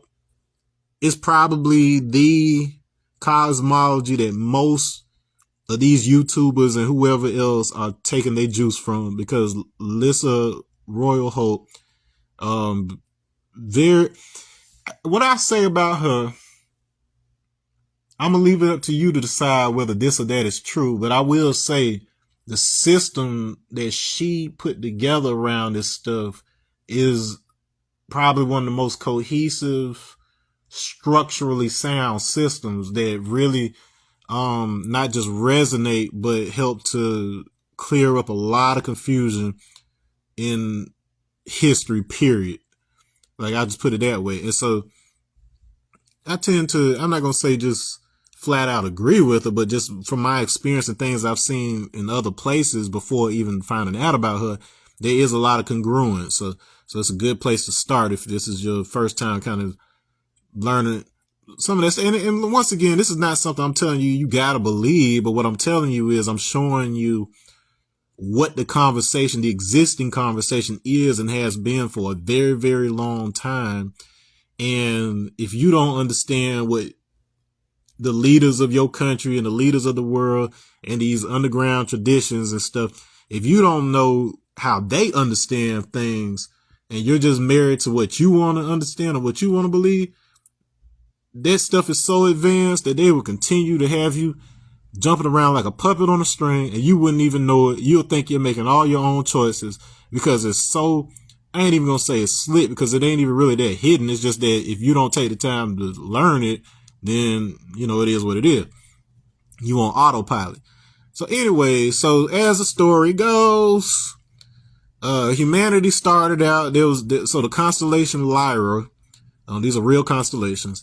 There was a previous universe, any number of them. So the channel, so I'm just going to tell it to you the way the channel is understand it, because there's other information that we have in terms of, Islam and other traditions that kind of explain more of the details. But the generally understood among these people is that previous universe, so galaxies themselves are basically whole self-contained universes, not just clusters of stars, because what makes a universe is basically a shared system in a certain way that the physics of that system are distributed such that the beings of that system have a similar experience. And so the precursor to this universe, so if you look at the Milky Way galaxy as a universe itself, the previous universe is Andromeda. So this one was born from the Andromeda galaxy,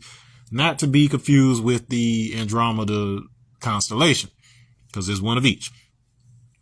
Now, the Andromeda galaxy was primarily rooted in the feminine force. The feminine force is associated with that which makes space possible in the various forces. So the physical universe is largely attributable to the mother aspect.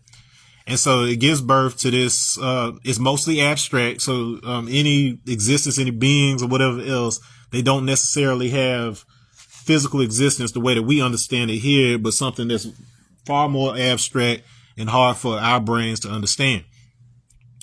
Okay. And so that basically informs the new experiment, which was the Milky Way, so that it was rooted mainly in the masculine aspect, the father God aspect. And as a result, the first beings that started to incarnate were these ones called the Lyrians in the Lyra system. And so so all the stuff that has to do with black and white as it relates to our racial problems today are rooted in the association of the white with the divine masculine aspect and the dark being associated with the divine feminine aspect. Those correspond to push and pull respectively. So the push force is the magnetic force, which actually is not attractive, but it repulses things. So it allows things to be separate so that they can have their own individual experience. The pull force, or the feminine force, is what brings things together. So just like your dad, something white came out of him, and then your mother pulled it into the darkness of her womb and combined those two things, and then out pops a you. That is the relationship between these forces. So you can look at gravitation, electrostatic, all of that good stuff. Electricity being part of the feminine aspect, and you can look at magnetism, repulsion, projection, radiation, decay, that type of thing with the masculine.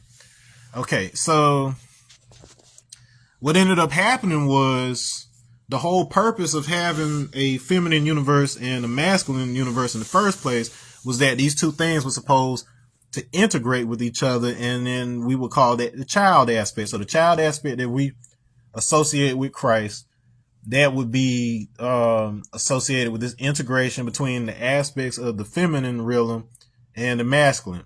Mind you, when you're talking about the forces, this does not necessarily mean biologically male or biologically female. If you are white, even if you are a white woman, you are associated with the divine masculine aspect by virtue of your design. Likewise, if you are black, if you are of color, regardless of whether you are physically a male or female, you are tied to the divine feminine aspect, the mother aspect. And as I just described, even though physical existence started to manifest in this universe on the level of the divine masculine, it was birthed from the feminine aspect. So our original form did not have anything to do with the physical. And then so this is why the Dogon traditions, they talk about how they came from this thing called pneumo or whatever. It's not some alien aquatic being. It's basically their esoteric way of explaining exactly how you can exist as massless waves in the as far as this physical reality is concerned, because you did have understanding of yourself on the other side. Even in Nation of Islam, they talk about this process that Allah went through for like trillions of years before he had a physical body and existed. So all of these things, oddly enough, as distant as you would think they would be from each other, all of them have these parts that overlap around the world. Okay. And so anyways, so you get these first physical beings that start manifesting in this Lyra system, but it's mainly there's two main races, if you will, that are associated with this. And so you have these feline races and you have these avian races. Now, I know how cats and birds are on our planet, but depending on the planet that you're on, this 5-point star design that we have associated with us is not as preserved in certain other primates. Like there's certain primates that are hunched over and ain't upright and they got the little legs, whatever. It's not as perfected as ours is with regards to that. So just imagine that because this doesn't have to do with a specific genetic line, but has more to do with the electromagnetic fields or the field morphology of the body that's preserved in the DNA, like I said before, then some environments may prioritize something from a feline line or a canine line, the dogs, or a reptile line that we associate with the lizards and stuff. Depending on the environment, the planet, the morphology, the star, the field that is interacting with that place, you can have humanoid type beings of any one of those lines, and they will still have certain compatibilities, at least on their electromagnetic level. And so these first ones to incarnate, like I said, were more of these feline and avian types. So that covers our eagle and lion thing that they were talking about over here with Christ. And they basically singled out a primate that was already naturally evolving. So you had plenty of creatures so the universe will creature on its own for the most part. It's just basically like running the program and letting it go and do its thing. But it isn't until those bodies develop to a certain extent before you can actually incorporate a soul into it, because that soul is already a pre-programmed set of memories and experiences, because it's eternal.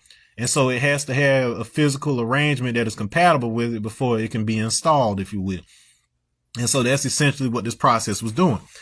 And so, so the first actual human line, which is essentially a hybrid of these different types of souls, which is why we get this idea of the eagle line with Christ. So we're all based on, so I know it's not that the stories aren't true. It's just that they've been adjusted to appeal to a particular audience in a particular time period in the version that you have now. But it's all being based on this same type of story I'm talking about right now, but it just takes place on different levels. It may take place on just the blood level. It may take place on the evolutionary level, or it may take place on the literal societal level. And there's other levels above that it can take place on too. But anyways, case in point, we're based on that template of that first, completed version that combined these particular attributes into a single soul and chose a primate evolutionary line for its evolutionary path, because primates have a very similar type of social aspect to them to colony insects like bees and ants or whatever. So we're connected in a certain way that allows us to communicate on a spiritual level and organize into cities and things. Is very similar, and then that's why the primates were chosen. And so anyways, so the first thing that we could call human appeared on Vega. So Vega is the brightest star in the Lyra system. And so the Vegans, they were Lyrans initially that left because Lyra was very tied to the divine masculine.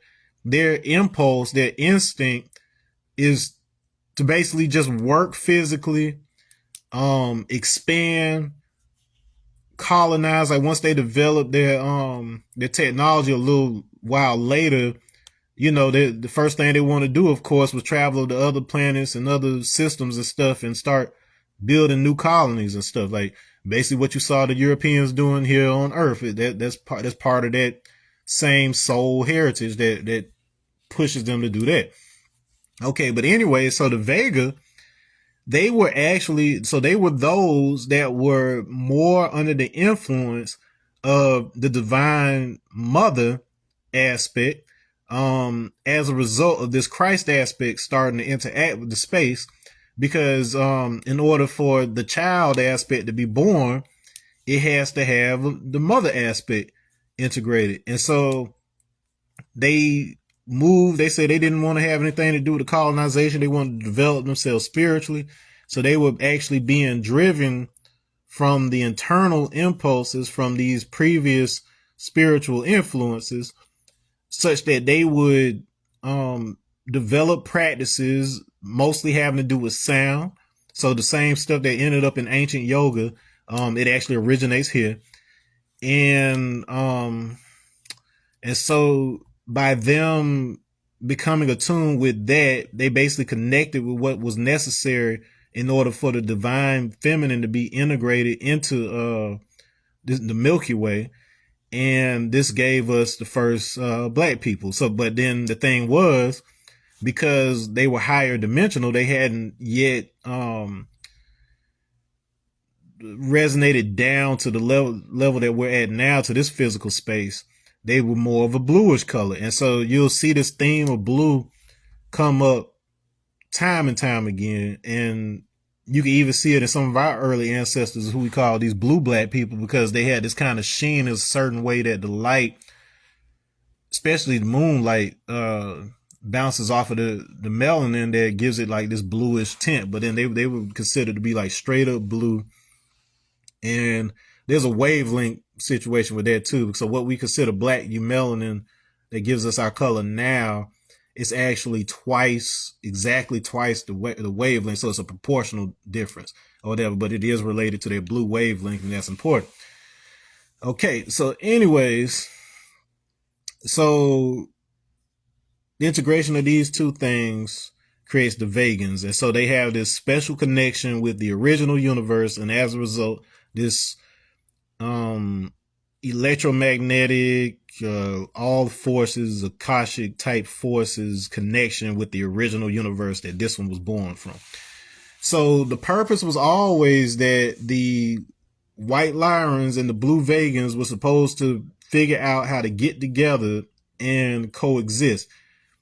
The idea was never that they were supposed to eliminate each other by mixing or whatever to the point that it was just this one homogenous thing, but for them to exist kind of like like different ends of a magnet or a circuit in order to be able to produce a new force that is representative of and beneficial to them both. So through their unity, so there's a difference between everything being unified versus everything being integrated, and what we're looking for here is integration. So unfortunately, integration, as we tried to force it with post-segregation era here in on Earth, we basically failed miserably in some regards. And it's based on the same thing that happened with them, which was that they just kind of tried to force everybody to just be together, and regardless of what their customs and stuff were, and it ultimately resulted in wars. They ended up nuking their planet. They had a shared planet called Apex, and they ultimately ended up nuking that, moved underground. Not all of them, it was just some of them, because plenty of them had left and already had colonies in other places. So you had those who ended up in the Sirius system. You had those who ended up in Altair and Alpha Centauri and all these other places. So we had relatives all over the place. And then on Apex, they moved underground. They changed over time, and that is essentially where we get the first Zeta. So those who moved to Zeta Reticuli system and became what we call the Greys. And so the Greys were several different races that were, for the most part, they were Vegan in lineage. So they are descendants from Vega, just like we were. And the path that they chose to develop was very intellectual. It was very essentially they tried to get rid of the emotions, because they saw the emotions as being a hindrance to the way that they were developing. And that's ultimately how you ended up with the cold species of the Greys. So the Greys aren't just one species. There's organic ones, there's some android ones. If you listen to the stories, there's it's basically a range of them. And so you can't just one size fits all of them are doing da, because some of them are closely related to us and actually look out for the other Vega descendants of this planet. And you have some who are kind of predatory and work with the government or whatever else. But we won't get into that stuff. You can read up on that lore, if you will. We just treating it as the mythology that is driving certain people's decisions right now. You don't have to believe in this thing or that thing. Just that's the story. Okay, so the Vegans. And so you got this certain kind of relationship between these that got rid of their emotions and the ones that kept it and developed over time in Sirius, Orion, eventually here on Earth as the humans you know today. Starting with the Atlantean races. So the Atlantis races started. West Africa was the first group. Some of those moved up to the Nordic region, and then they got lighter over time. You had another one that became like the American Indians, like your they were called the Toltecs, but then these are who the Mayans and all those folks descend from. You had other groups. You had the Acadians, who basically usurped the actual Semites. So there was Semites, one set of Semites, and then you had Acadians that kind of replace them in history. You had the Mongols, so this was, of course, in East China, and then they are the ones that migrated into the Americas and became the Native Americans that we know today, and so on and so forth. And so that was pretty much the hierarchy. So Atlantean period was not just one country or one area. It was basically a whole group of sub races of humanity, different generations of humanity. And so there were people of all color, starting mainly with a bronze colored people, then a red and a yellow and brownish people, and then eventually a white people. Okay, and there were processes that happened with that as well. Okay, so anyways, so one of the slick things about Vega is that this word actually comes from an Arabic word for vulture. And like I said before, vulture is one of those avians that falls in the same category as eagle. So all those are tied to each other.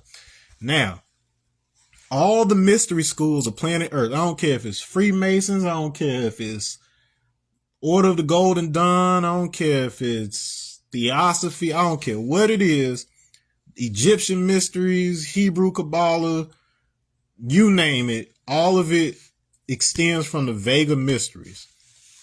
So the Vega mystery schools basically inform all the other ones. And so the two main schools of thought that they split into were the Sirius mysteries, which were associated with the masculine aspect. And then you had the Pleiades mysteries that were associated with the feminine aspect. Now, the Sirius mysteries are symbolized by the serpent. So the serpent, word, membrane, so on and so forth. The Pleiades mysteries are associated with the eagle, so that avian aspect with the spirituality. So you can look at that as right off the rip. Remember, the swastika meant something entirely different before Hitler and them got hold of it. But the clockwise turning swastika is associated with the Sirius mysteries, and then has to do with resurrection. And so resurrection is basically death and rebirth, getting rid of the old so that new can come in. So there's a destructive aspect to it, but then that's only so that something new can be created and built. The Pleiades mysteries, you can look at that as having to do with the counterclockwise swastika, and that has to do with spirituality. So spirituality is your connection to the electric forces of your body and the earth, so that you could tap into the connected system, the communication system between yourself and the earth and the sky and everything else. That is essential in being able to translate what's happening with the Sirius mysteries into real life results. And so when you bring those two together, you get the feathered serpent. So this shows up everywhere throughout history and traditions. Kukulkan in South America, Thoth in Egypt. You always have this concept of Hermes or whatever with this winged serpent. You see it all the time. And what a winged serpent, in addition to being a dragon, aka Dogon or Dakan, Dacian, in addition to being that, it basically means an initiate who has integrated with the spiritual practices, has brought the two together in the one self, and are able to speak the language that allows manifestation and to be able to change the alchemical makeup of your own body so that you can have a different experience with reality. So a lot of these things we associate with the story of Jesus and his abilities and so on and so forth are due to this full integration, a process that we are all capable of if we know what to do, if we're trained properly. Okay, so those two mysteries come together. Now this is where it gets fun. Okay, so apparently the Vulcan race, so if you know anything about Star Trek, the Vulcans on Star Trek are said to be based on the Vegans. Spock on Star Trek. Now they did make some changes or whatever. They're not necessarily blue and all the other stuff, but they had slightly pointed ears and stuff. The Vegans, so the pointed ears of the Vulcans. That's where that comes from. They had, in some ways, sort of Asian-like features, and that is shared by not just current Asians, but if you look at black people, particularly from the Caribbean or whatever, a lot of them have those same, like they have those slant to their eyes.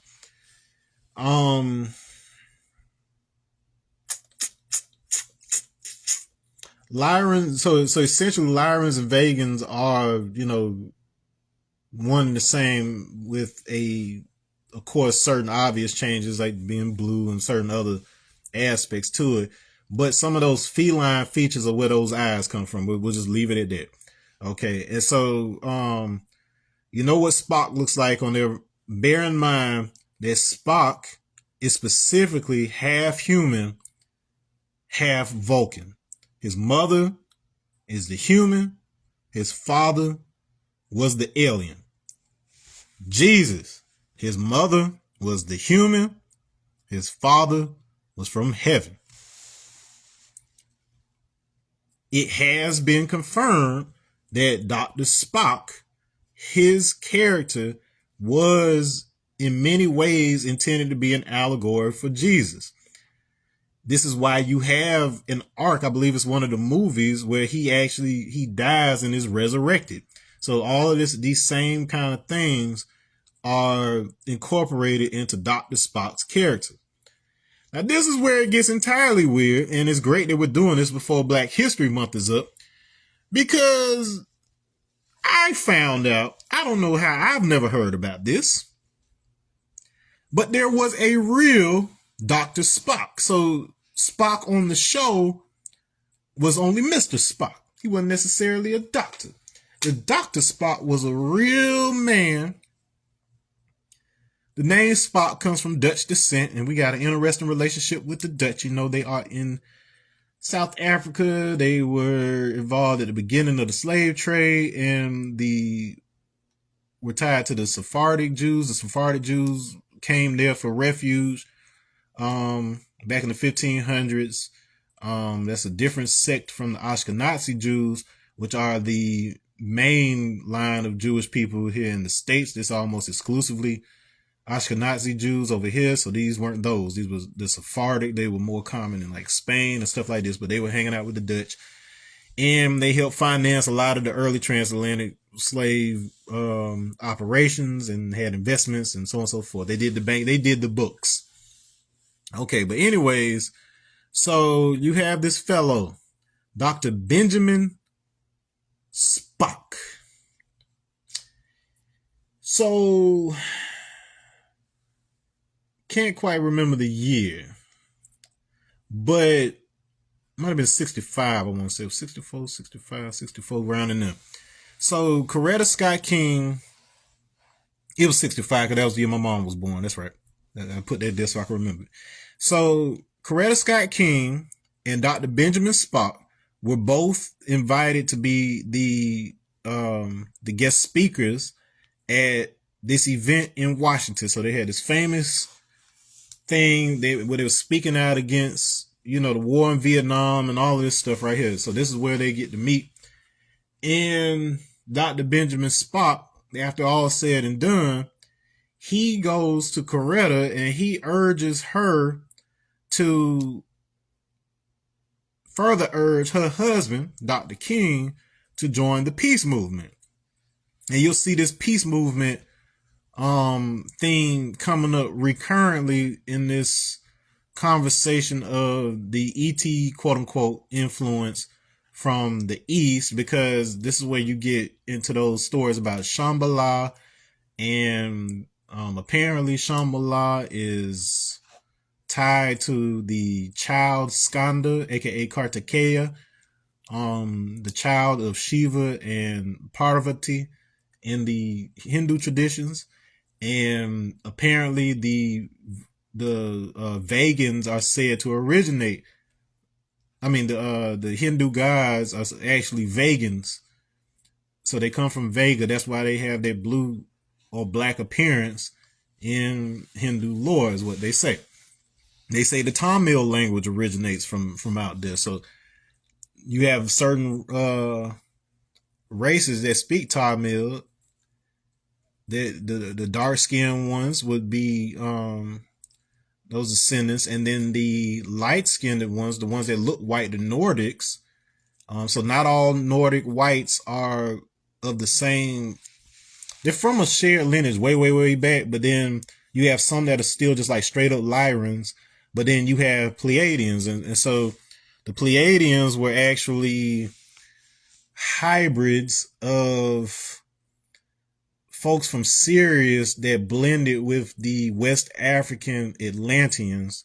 They left for a long time, went to Pleiades, and then came back. So a lot of the stories that we have about angels are actually associated with them. There are races, like winged races, that are actually of an avian nature.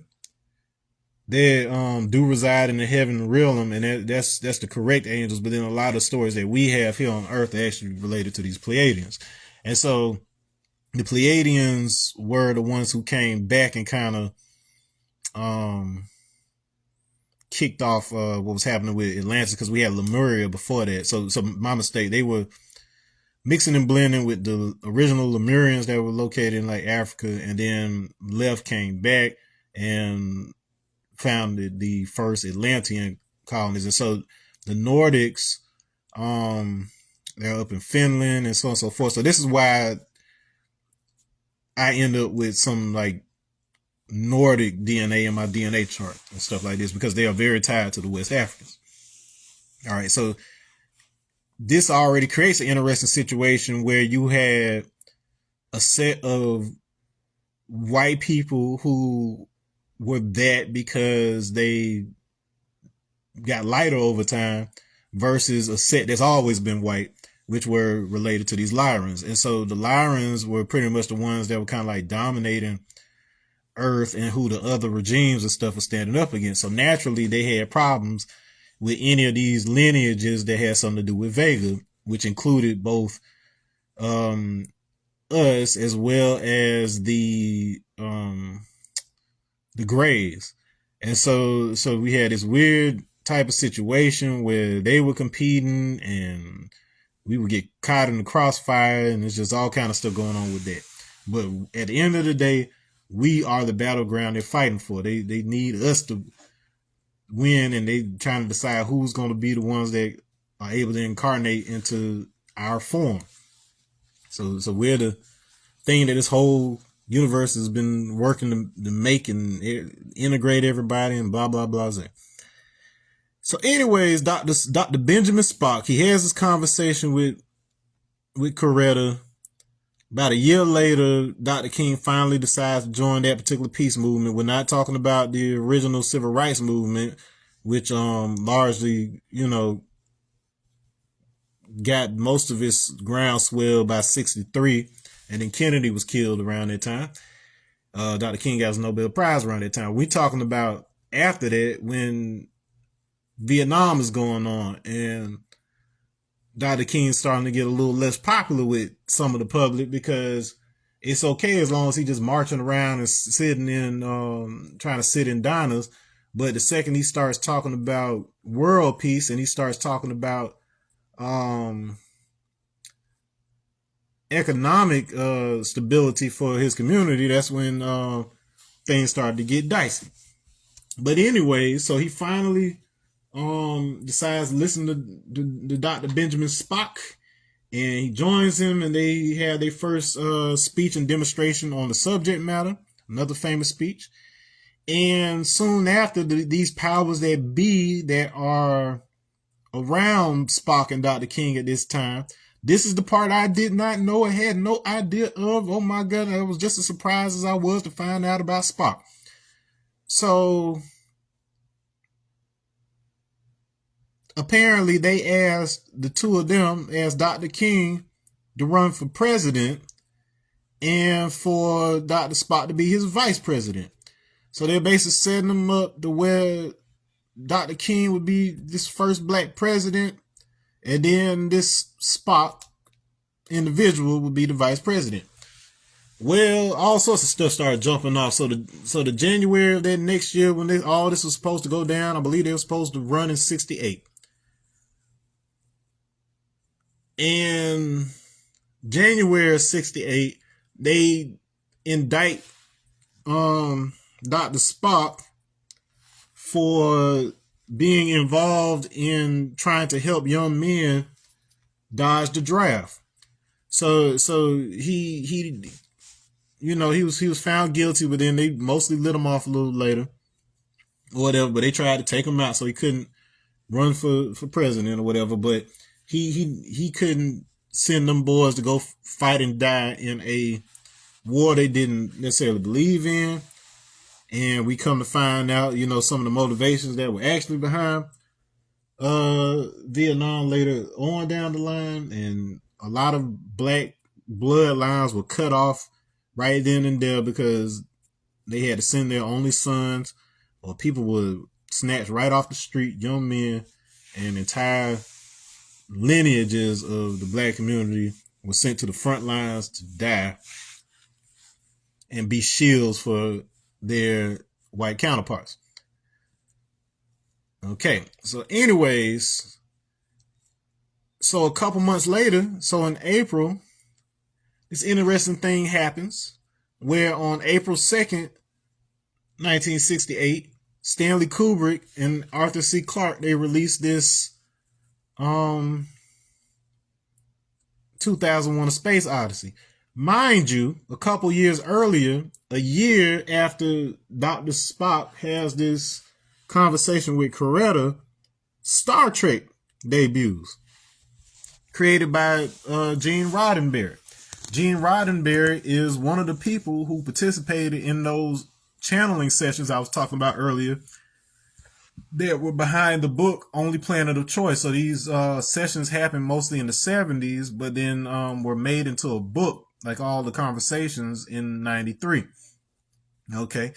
And mind you, the same year that Star Trek, was it Voyager? Hold on. Am I mixing my stuff up? Is it Voyager? Whichever one had, was his name Benjamin on that too? I think his name was Captain Benjamin or something on there too. But the first one that had the black dude for, Deep Space Nine. That's the one I'm thinking about. So Deep Space Nine. The first one and the only one that had like a black man as the captain. You got other folks now. I think you got Sonequa Martin Green that's the captain now on the current one, but this was 1993. Shit was crazy. Wu-Tang album came out that year. Like, it was a very, very black year. Like, black was back. But anyway, so Stanley Kubrick drops this joint on April 2nd of that year. Has all these clues in it. There's so many clues in there, like, that I don't ever hear anybody talk about, like, because they don't recognize the symbols. Like, for instance, one of the best things you can do, download a picture, get yourself a picture of get the Mauritania flag. So Mauritania, the African country, get that flag. Get the Moroccan flag so that you can see those stars. But more importantly, on the Mauritania flag, I want you to see the orientation of the crescent moon on it. Then get yourself a picture of the Shriner flag. And the Shriners, their flag has a lot of the same Islamic imagery, but it has the moon in a very specific orientation. And so one thing I've never heard anybody talk about, because they wouldn't know about this, is that Stanley Kubrick left several clues related to the orientation of the moon. So all that, the monkey turning his head and whatever else, it has to do with the orientation of the moon on these flags. And so there's a scene where they're on the moon. They show like the big ring-like city. That ring-like city that they show on the moon is very similar to the Rychat structure in Mauritania. That some people say is it's Atlantean, but more importantly, that was just like kind of the design that they used for Atlantean colonies back during that time. And I discovered that it is also associated with a certain ring, concentric ring structure that is also associated with the throat. Okay, and I'll get back into that in a quick second. Okay, and so, because we're talking about voices, relationship between language and your blood, so that's going to be important in a minute. Okay, so anyways, and the connection of those practices of voice and chant and yoga and all of that associated with Vega. So look at the scene. So that moon scene. So you see them. They show this little base or whatever on the moon, this circular base. Then this pod, this circular pod, is docking. So it's docking into this reddish orange type room. All the pictures are on my phone, and I don't feel like pulling them up on my laptop right this second. So that's the only reason I'm not showing those. But you can look those up. It's not hard to find. But anyways, so it's docking, and you'll notice that this circular craft that the guys are in, this module, it looks kind of like a face. But what most people wouldn't also notice is that the shape of the room, so it has this kind of trapezoidal shape to the room that is identical to the shape of the pharaoh headdress of the face that is on the Shriner flag. So when this thing docks, it gets in perfect position to where it looks like the face in the middle of this pharaoh headdress. So it basically shows you the Shriners. So to give you some context, the Shriners, we call them Muslim sons. So they were the ones that were given the lessons by the Moorish or original Islam, if you will, Black Islam or whatever. They were taught these certain lessons, so they had a very specific role to play. So a large part of the Nazi interest in a lot of the old myths and the old symbols and the old magic traditions and all of that stuff is because they were privy to the same information I'm telling you now.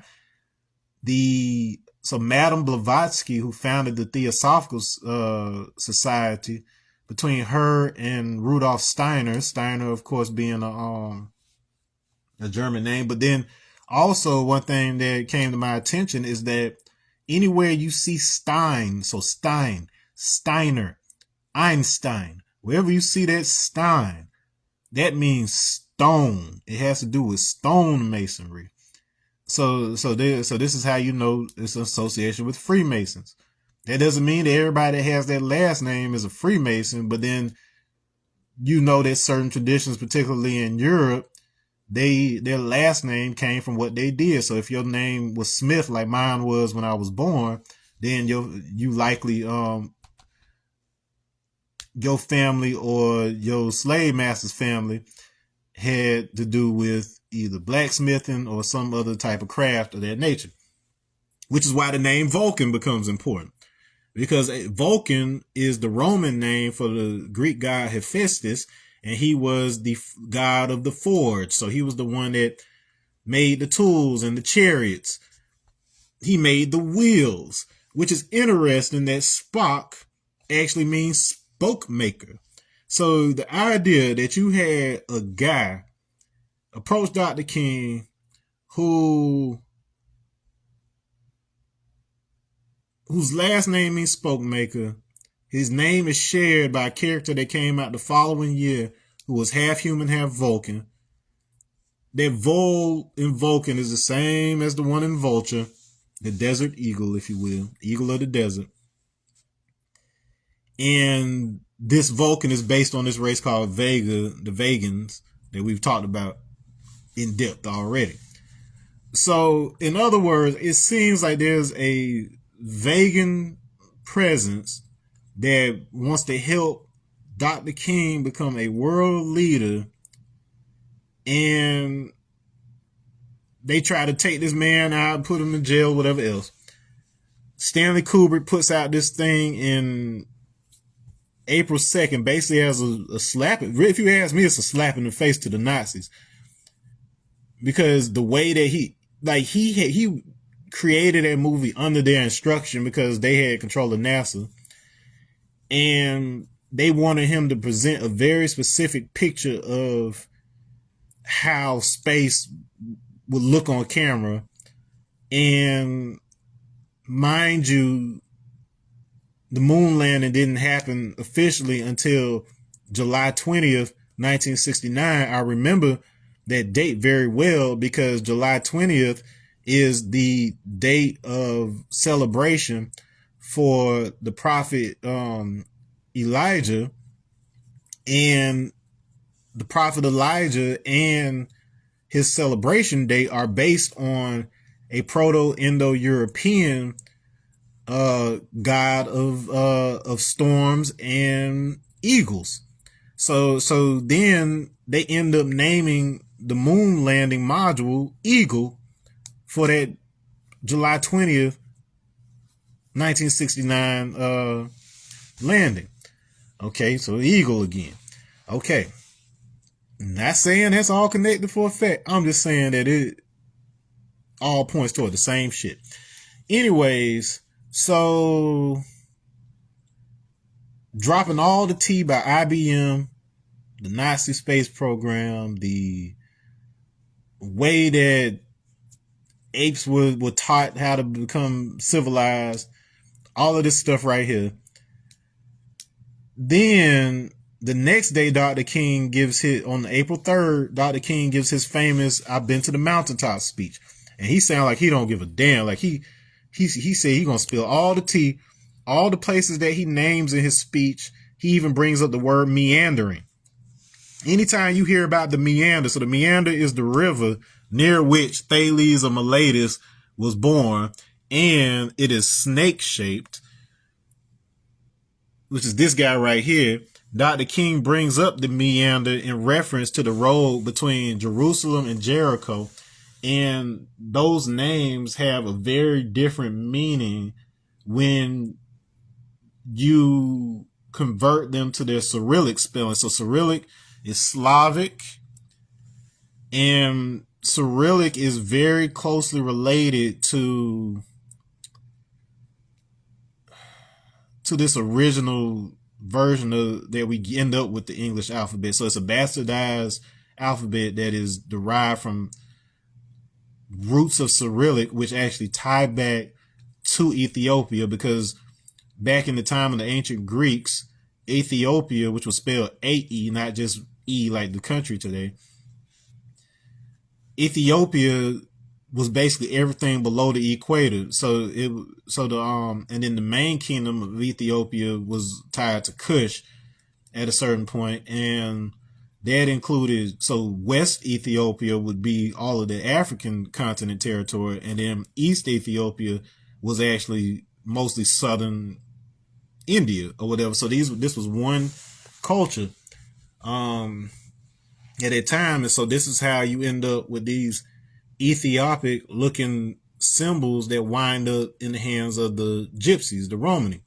So this idea, so they tried to discredit this idea that they were tied to the ancient Egyptians, that the gypsies were tied to the ancient Egyptians, but they just went through some migration. So they were not just the Egyptians, but specifically the Nubian branch of the Egyptians. And that was included in like the Meroitic cultures and Kush, and all of that was all together in Ethiopia. And so this is why they got the longest Bible, because they got the longest records of everything that happened. And so they, of course, became like the Harappan culture and these other cultures that are in southern India. So the Tamils, the Telugus, all of those in southern India, Kannada, anybody else of Dravidian descent, all of these were our cousins.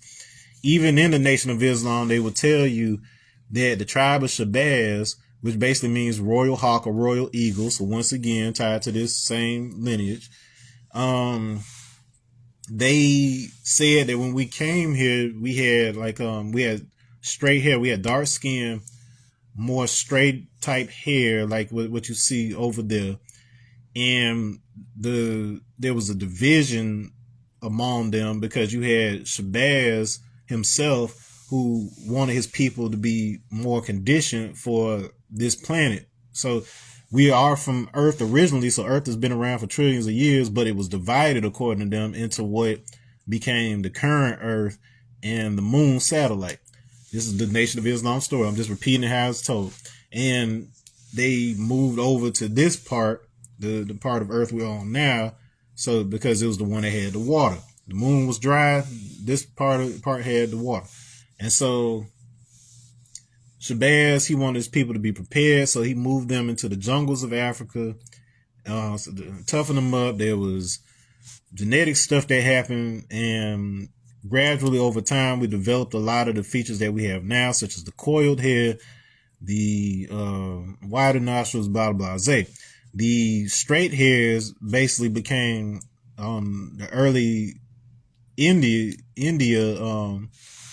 inhabitants, and that separated. So from the Caucasus region, this is where the first what we think of as Arabs today. So what you think of as a Middle Easterner today descends from that lineage. So there's this shared lineage that goes from India up into the north. So this is where you end up with the Punjabs in the Hindu Kush, as well as Iran. Then, and so this is where this concept of Aryan comes from, and why you also have the word Aryan associated with Arius, who was the founder of a specific Christian sect in that particular region. So that's all of them were Aryans. Arya is once again associated with that Orun from West Africa, Orion. It is also derived from the Tamil word Aya, which is the Tamil name for Vishnu. So the supreme god Vishnu in Hinduism, that's where the name for Aryanism comes from. So most of the conflict on the planet is stemming from this secret understanding by these various groups that the West Africans specifically were the first of the Aryan branch of the Atlantis society, and that the folks, so you had Germanic peoples who got there based on migrations, that when we left from here and went across and into India and went up through the Punjab and went west and into Europe from the Caucasus and all that good stuff. Basically, people forgot who their ancestors were and started trying to enslave folks because they had other influences going on too. And so what you end up with is not just Germans, but you end up with Nazi Germans. Nazi Germans who maybe deep down they know and they understand that they related to the West Africans, and the genetics will show that, you know, in America, the white people here and the black people are more closely related to each other than either are to people of East African descent today, because they aren't the original people who were in East Africa. We had already left that region.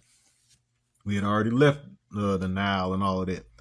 Okay, and so there's been some changes here and there, but then they kept these traditions. They understood this particular history.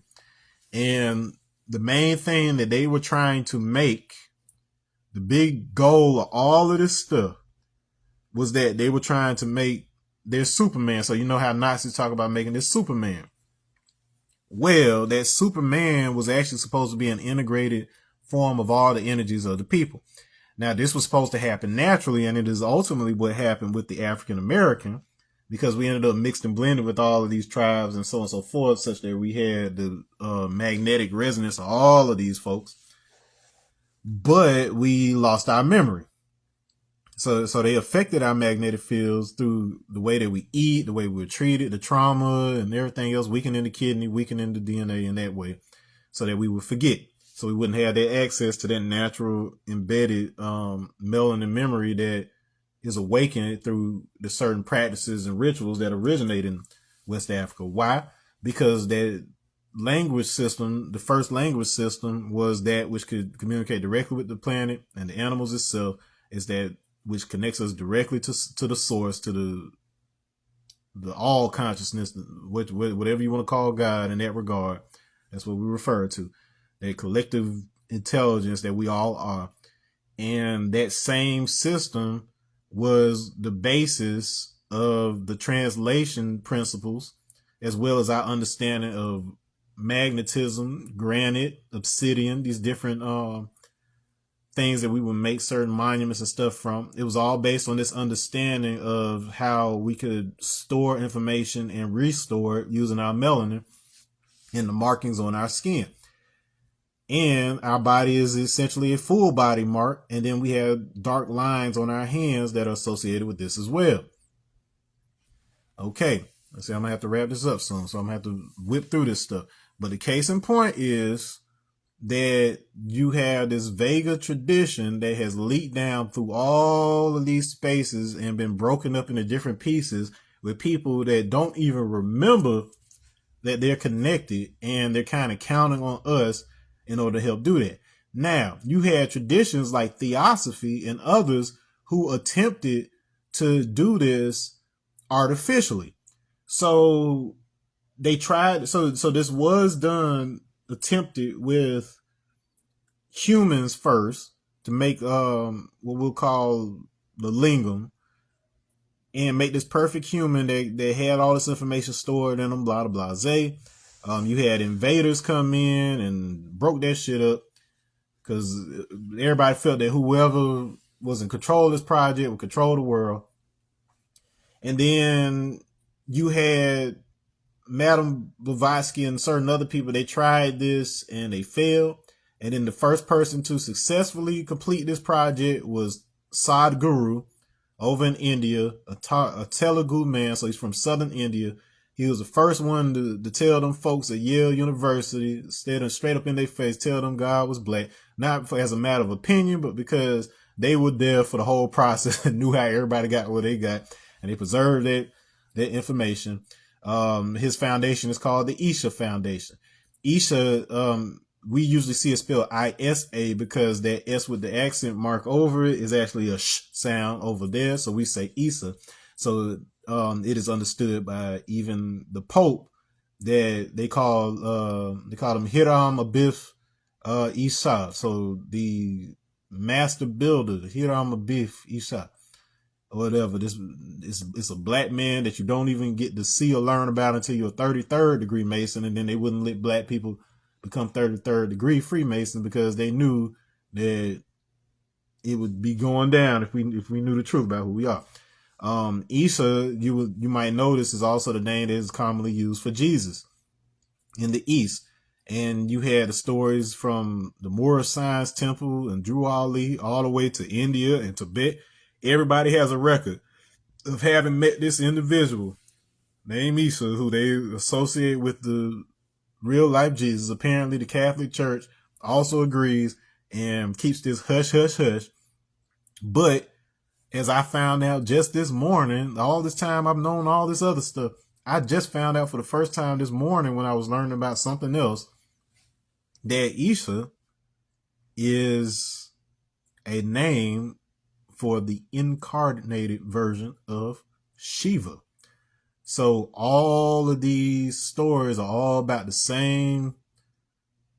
It's all telling the same exact story. Like if you look at it, details will be changed from culture to culture, but it's all based on the same story because it's based on the same underlying math that informs the spiritual practices that started associated with Vega. So it's not that we came physically from that star, but then the math associated with that star informs the fields that allowed us to form here on this planet. So at least understand it on that level. And so this is why all of the Asiatic calendar with Sadhguru teaches from ancient India, all of it corresponds with our Asiatic calendar. It aligns perfectly.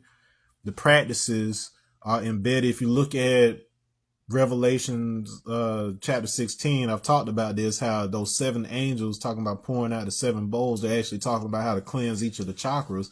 And this is basically the system that the original man, so Adi Yogi, aka Allah, taught the people. And so this is where it comes back to that blue thing. So we talked about in the other video how your blue chakra, your throat chakra, is associated with that square root of 2. Make sure you go back and see that other video if you didn't see that. And then your root chakra, the red one, is associated with that square root of 6. So you'd have to look at that diatom model again if you wind up on that. So something I realized the other day, interestingly enough, is that so we explained this in the other video about how this has to do with you sending voice through the body in order to be able to alter the blood permittivity. And that's ultimately what ends up happening, is that your charge throughout the body is more connected. So you're not just relying on your nervous system in terms of your nerves and neurons, but now the electrolyte arrangement and the phonon arrangement throughout your body allows you to tap into stored potentials and actually be able to read the electromagnetic field of your heart. So it starts making all these connections on this energetic level, such that there's a mathematical precision and alignment to these energies. So this isn't something that just happens on accident. It's something that you have to actually work through. And that is the ultimate goal of yoga, because yoga means union, or to unite. And then the union that it's talking about is you basically have 3 brains, quote unquote. You've got the divided brain that's in your head. It has a left hemisphere and a right hemisphere associated with the masculine and feminine respectively. But then you have the heart, which has an intelligence to it, has neurons, has a lot of the same things that your brain has, but it interacts with information in a different way. And it's more unified in a sense, because instead of you having 2 hemispheres, you've got this one heart, even though you could separate it into 4 parts like seasons. Now, the third, of course, is the gut. So you've got all those same types of neurons and neurotransmitters and chemicals being released in the stomach. The serotonin that keeps you awake starts out in the stomach. And so what happens is you also have bacteria and stuff in your stomach that produce those same things. So they can influence you, like you think that you in the mood for that cheeseburger, but it's actually those bacteria in your stomach that crave that cheeseburger that are putting those chemicals in your blood that make your brain have thoughts about getting that cheeseburger. And so that's where the alchemy really comes into. So the alchemist is dealing with what's going on in your gut. Your small intestine is what puts the electrolytes into your bloodstream that feed your brain and everything else. And so that communication network associated with that, you can purify, organize it, if you will, through your understanding of how sending voice through the body, when it is aligned properly, when you're sitting up properly, how you can change those charges. And that's at the root of all of the magic and the spiritual and the miracles. All that stuff is based on that basic understanding. Now, if you divide these 2 out, you actually get an approximation of the Euler number. So it looks like Euler, but it's actually pronounced Euler. So that's already interesting, because oil, Christ, anoint, rub, right? So that means that, so what is this Euler number in the first place or whatever? Well, it deals with complex numbers. And complex numbers are, like I said in the other video, a combination of imaginary numbers and what we consider real numbers. That innovation in the mathematics was what allowed them to understand flow. Remember, flow is the root from which these words that we get bloom and blood, and as a result, Thales from. Oh, snap. All these folks know each other. All these folks been talking to each other. All of them were reading the Bhagavad Gita. We know for a fact that Oppenheimer and Einstein were both fans of the Bhagavad Gita. Why? Because those old Hindu traditions were the very traditions that the Masons and all these other folks were pulling from as an extension of the African traditions that from the shared tradition between ancient Kim, aka Egypt, ancient Libya, where the Amazigh Berbers were, the West Africans were the Dogon, the Igbo, the Yoruba, collectively known as the Kwa people, who are the tribe of Shabazz. All of them are connected through this tradition. So if you understand this side of it, if you understand the Hindu mythology, you get a lot of the juice on that. But you got to get the older stuff that the yogis have, because they made changes, racist changes later on down the line to benefit certain people and hurt others.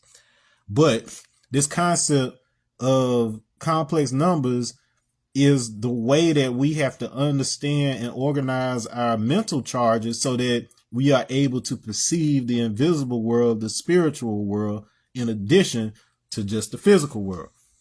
So all the math associated with that side of things, oh, how can that thing be real? It's all based on that side of it.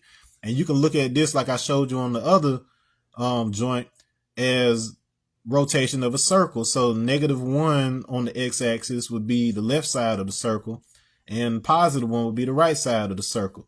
And so it's all dealing with that, how matter moves in and out of our perception, out of what we consider existence in the real world. And so to account for all that spiritual stuff, you have to understand imaginary numbers, and they barely even spent a couple minutes on that chapter in school. From what I remember, I didn't know nothing about it until I became an adult and studied it independently. All right, so we covered all of that. We rounding the bend. Let me see how much time I got. Not long at all. Got to leave in like 15 minutes. Okay, so we got to whip through this. Now, so told you the relationship between your body, the Great Pyramid, and the Earth.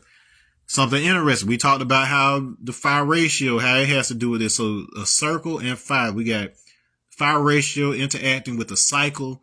We get the serpent, which is magnetism, magnetic field of the Earth. Turns out that the proportion, based on the size of the moon and the size of the Earth, from the center of the Earth to the center of the moon, if you stick it right on top of it, that distance is the square root of phi. The distance, if you proportionally speaking, from the center of the Earth to the edge of the Earth, we would make that 1. That would be the unit. So proportionally, 1 to the square root of phi, and then the hypotenuse would be phi itself. So this link from the moon to the equator is the phi. Remember, we associate that with the serpent. According to the Hindu teachings, they talk about the serpent Shisha and his consort. I forget her name right off top. But one of them supports the Earth, and the other one wraps around the Earth to make its kundalini, if you will, its energy channel. This is what we're talking about. So it's certain math that is connecting certain points in that field of the gravitation and the field of the magnetic field. Okay, so we know that the pyramid has a certain proportion to the Earth. The interesting thing about Giza is that the Egyptian word Gis, the GS, means to anoint. That's right. It means to anoint. Once again, anoint Christ, blah, blah, blah, blah, blah. So we still have to deal with that A. So it means to become. It is symbolized by a vulture. The vulture, Vega. So the anointed Vegan. We said that anointed had to do with pigment. So a black Vegan, which is exactly what we are. Black Vega humans. Vega soul, human body, anointed with that melanin. It was never intended just to be one person, but then there was one source energy which you could look at as a being on that spiritual level that incarnated in one of these bodies that is preserved in the house of Omar in Jerusalem that only 33-degree Masons can access. But everybody else knows it except for you. Your government knows it. Your scientists know, at least the ones that get Nobel Prizes, they know it. I don't know about them scrubs at the university, but the ones that get stuff named after them, like Euler and Newton and Einstein, all of them know this stuff. They know it. That's how they came up with their ideas. It wasn't just coming up with, oh, I just have an idea. Nah, nigga, we know.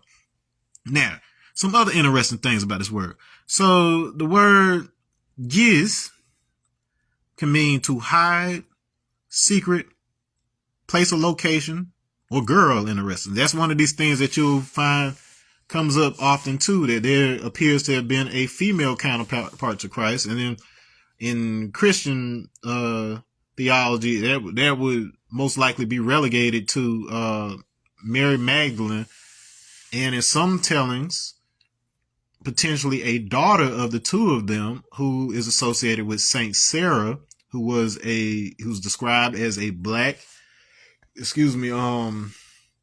Indo-Egyptian girl who was the servant for Lazarus' sister when they escaped to the shores of where the Galatians stayed, and that is Gaul, so that was France. So this whole story about the Merovingians, I think I talked about that in one of the videos or whatever, is tied to Saint Sarah, who is the patron saint of the Gypsies, who are the Romani, who we've already covered and talked about, and their connection and all of that.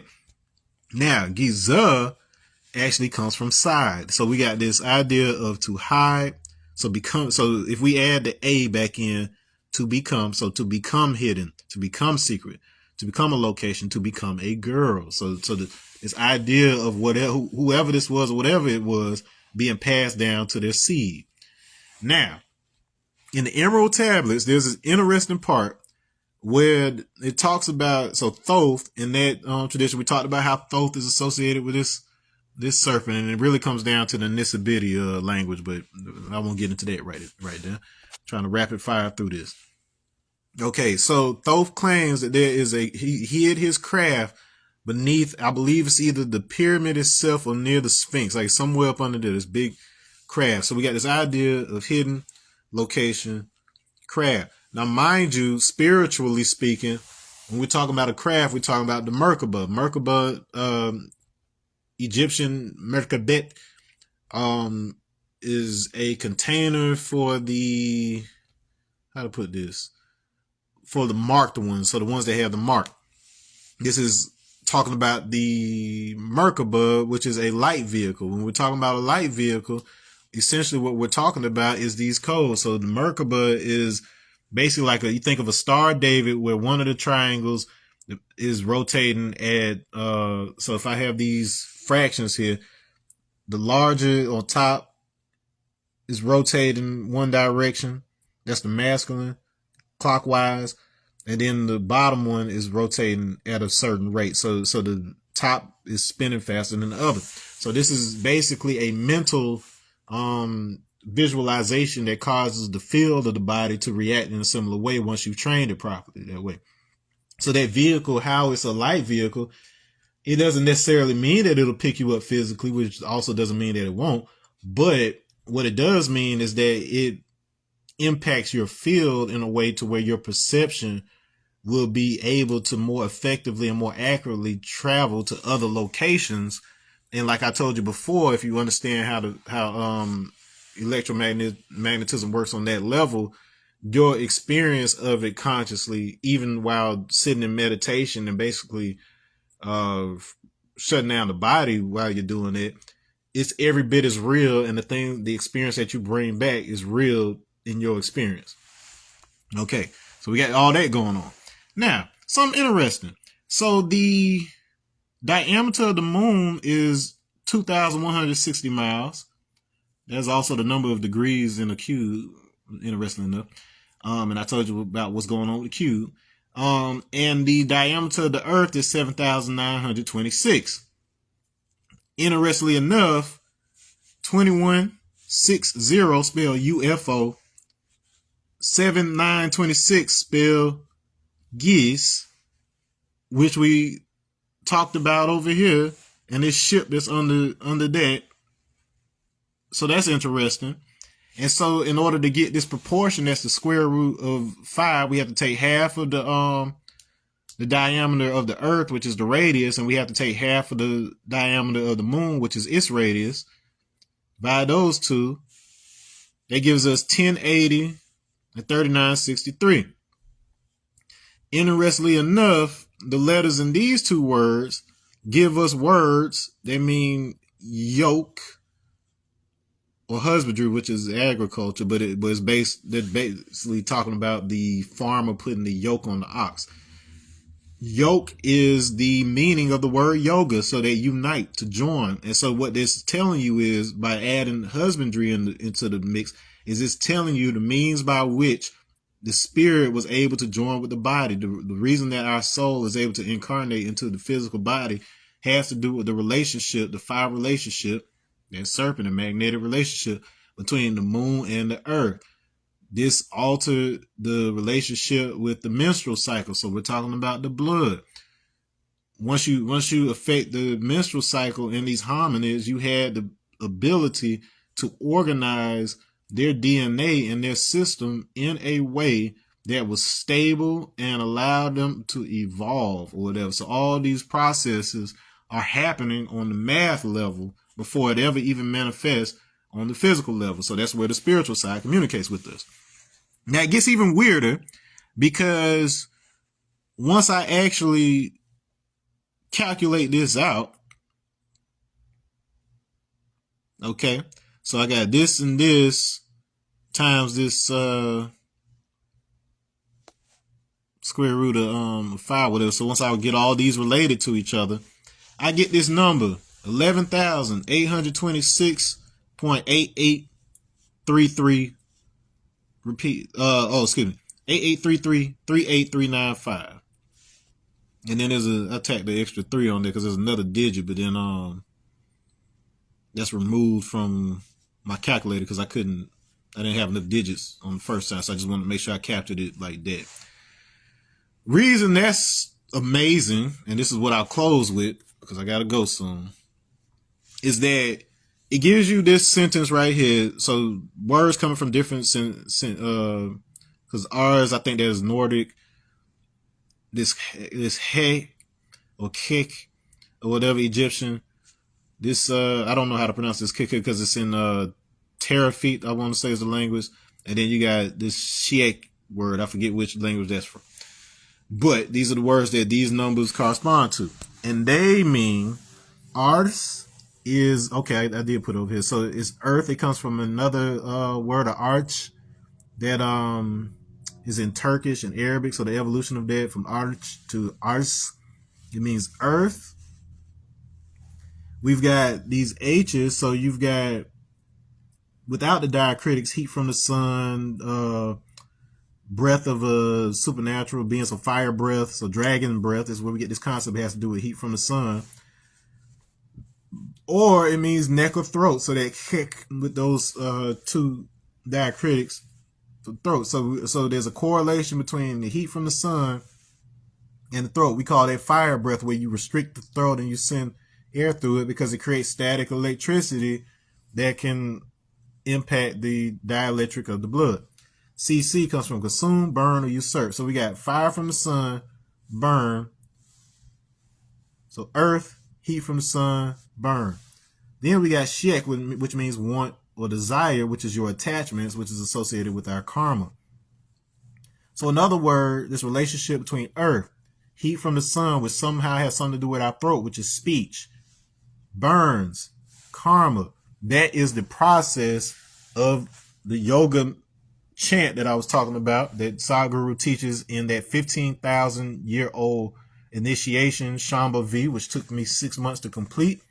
And so essentially what you're doing is burning up your karma such that it is processed in a way that will allow you to create and take on new karma. So you're not bound by whatever your history or your lineage is. Now you're in a position to send the right sounds, the right shapes and stuff into your mind and your body so that you will be able to do other things. So if you are under any kind of bondage, if you are under any kind of slavery, it's a slavery that is happening on the electromagnetic blood level, and you are a slave to your trauma, your past, all of that stuff. This is one of those processes that was specifically designed to clear that up. Is prevalent in the Bible itself. And once again, I would have to break that down for you specifically in Revelation 16, but that's what it's all about. That's what it's all been about. That is the unified theory of everything that is supported by the numbers themselves and the interfacing of this matrix with the math and the language.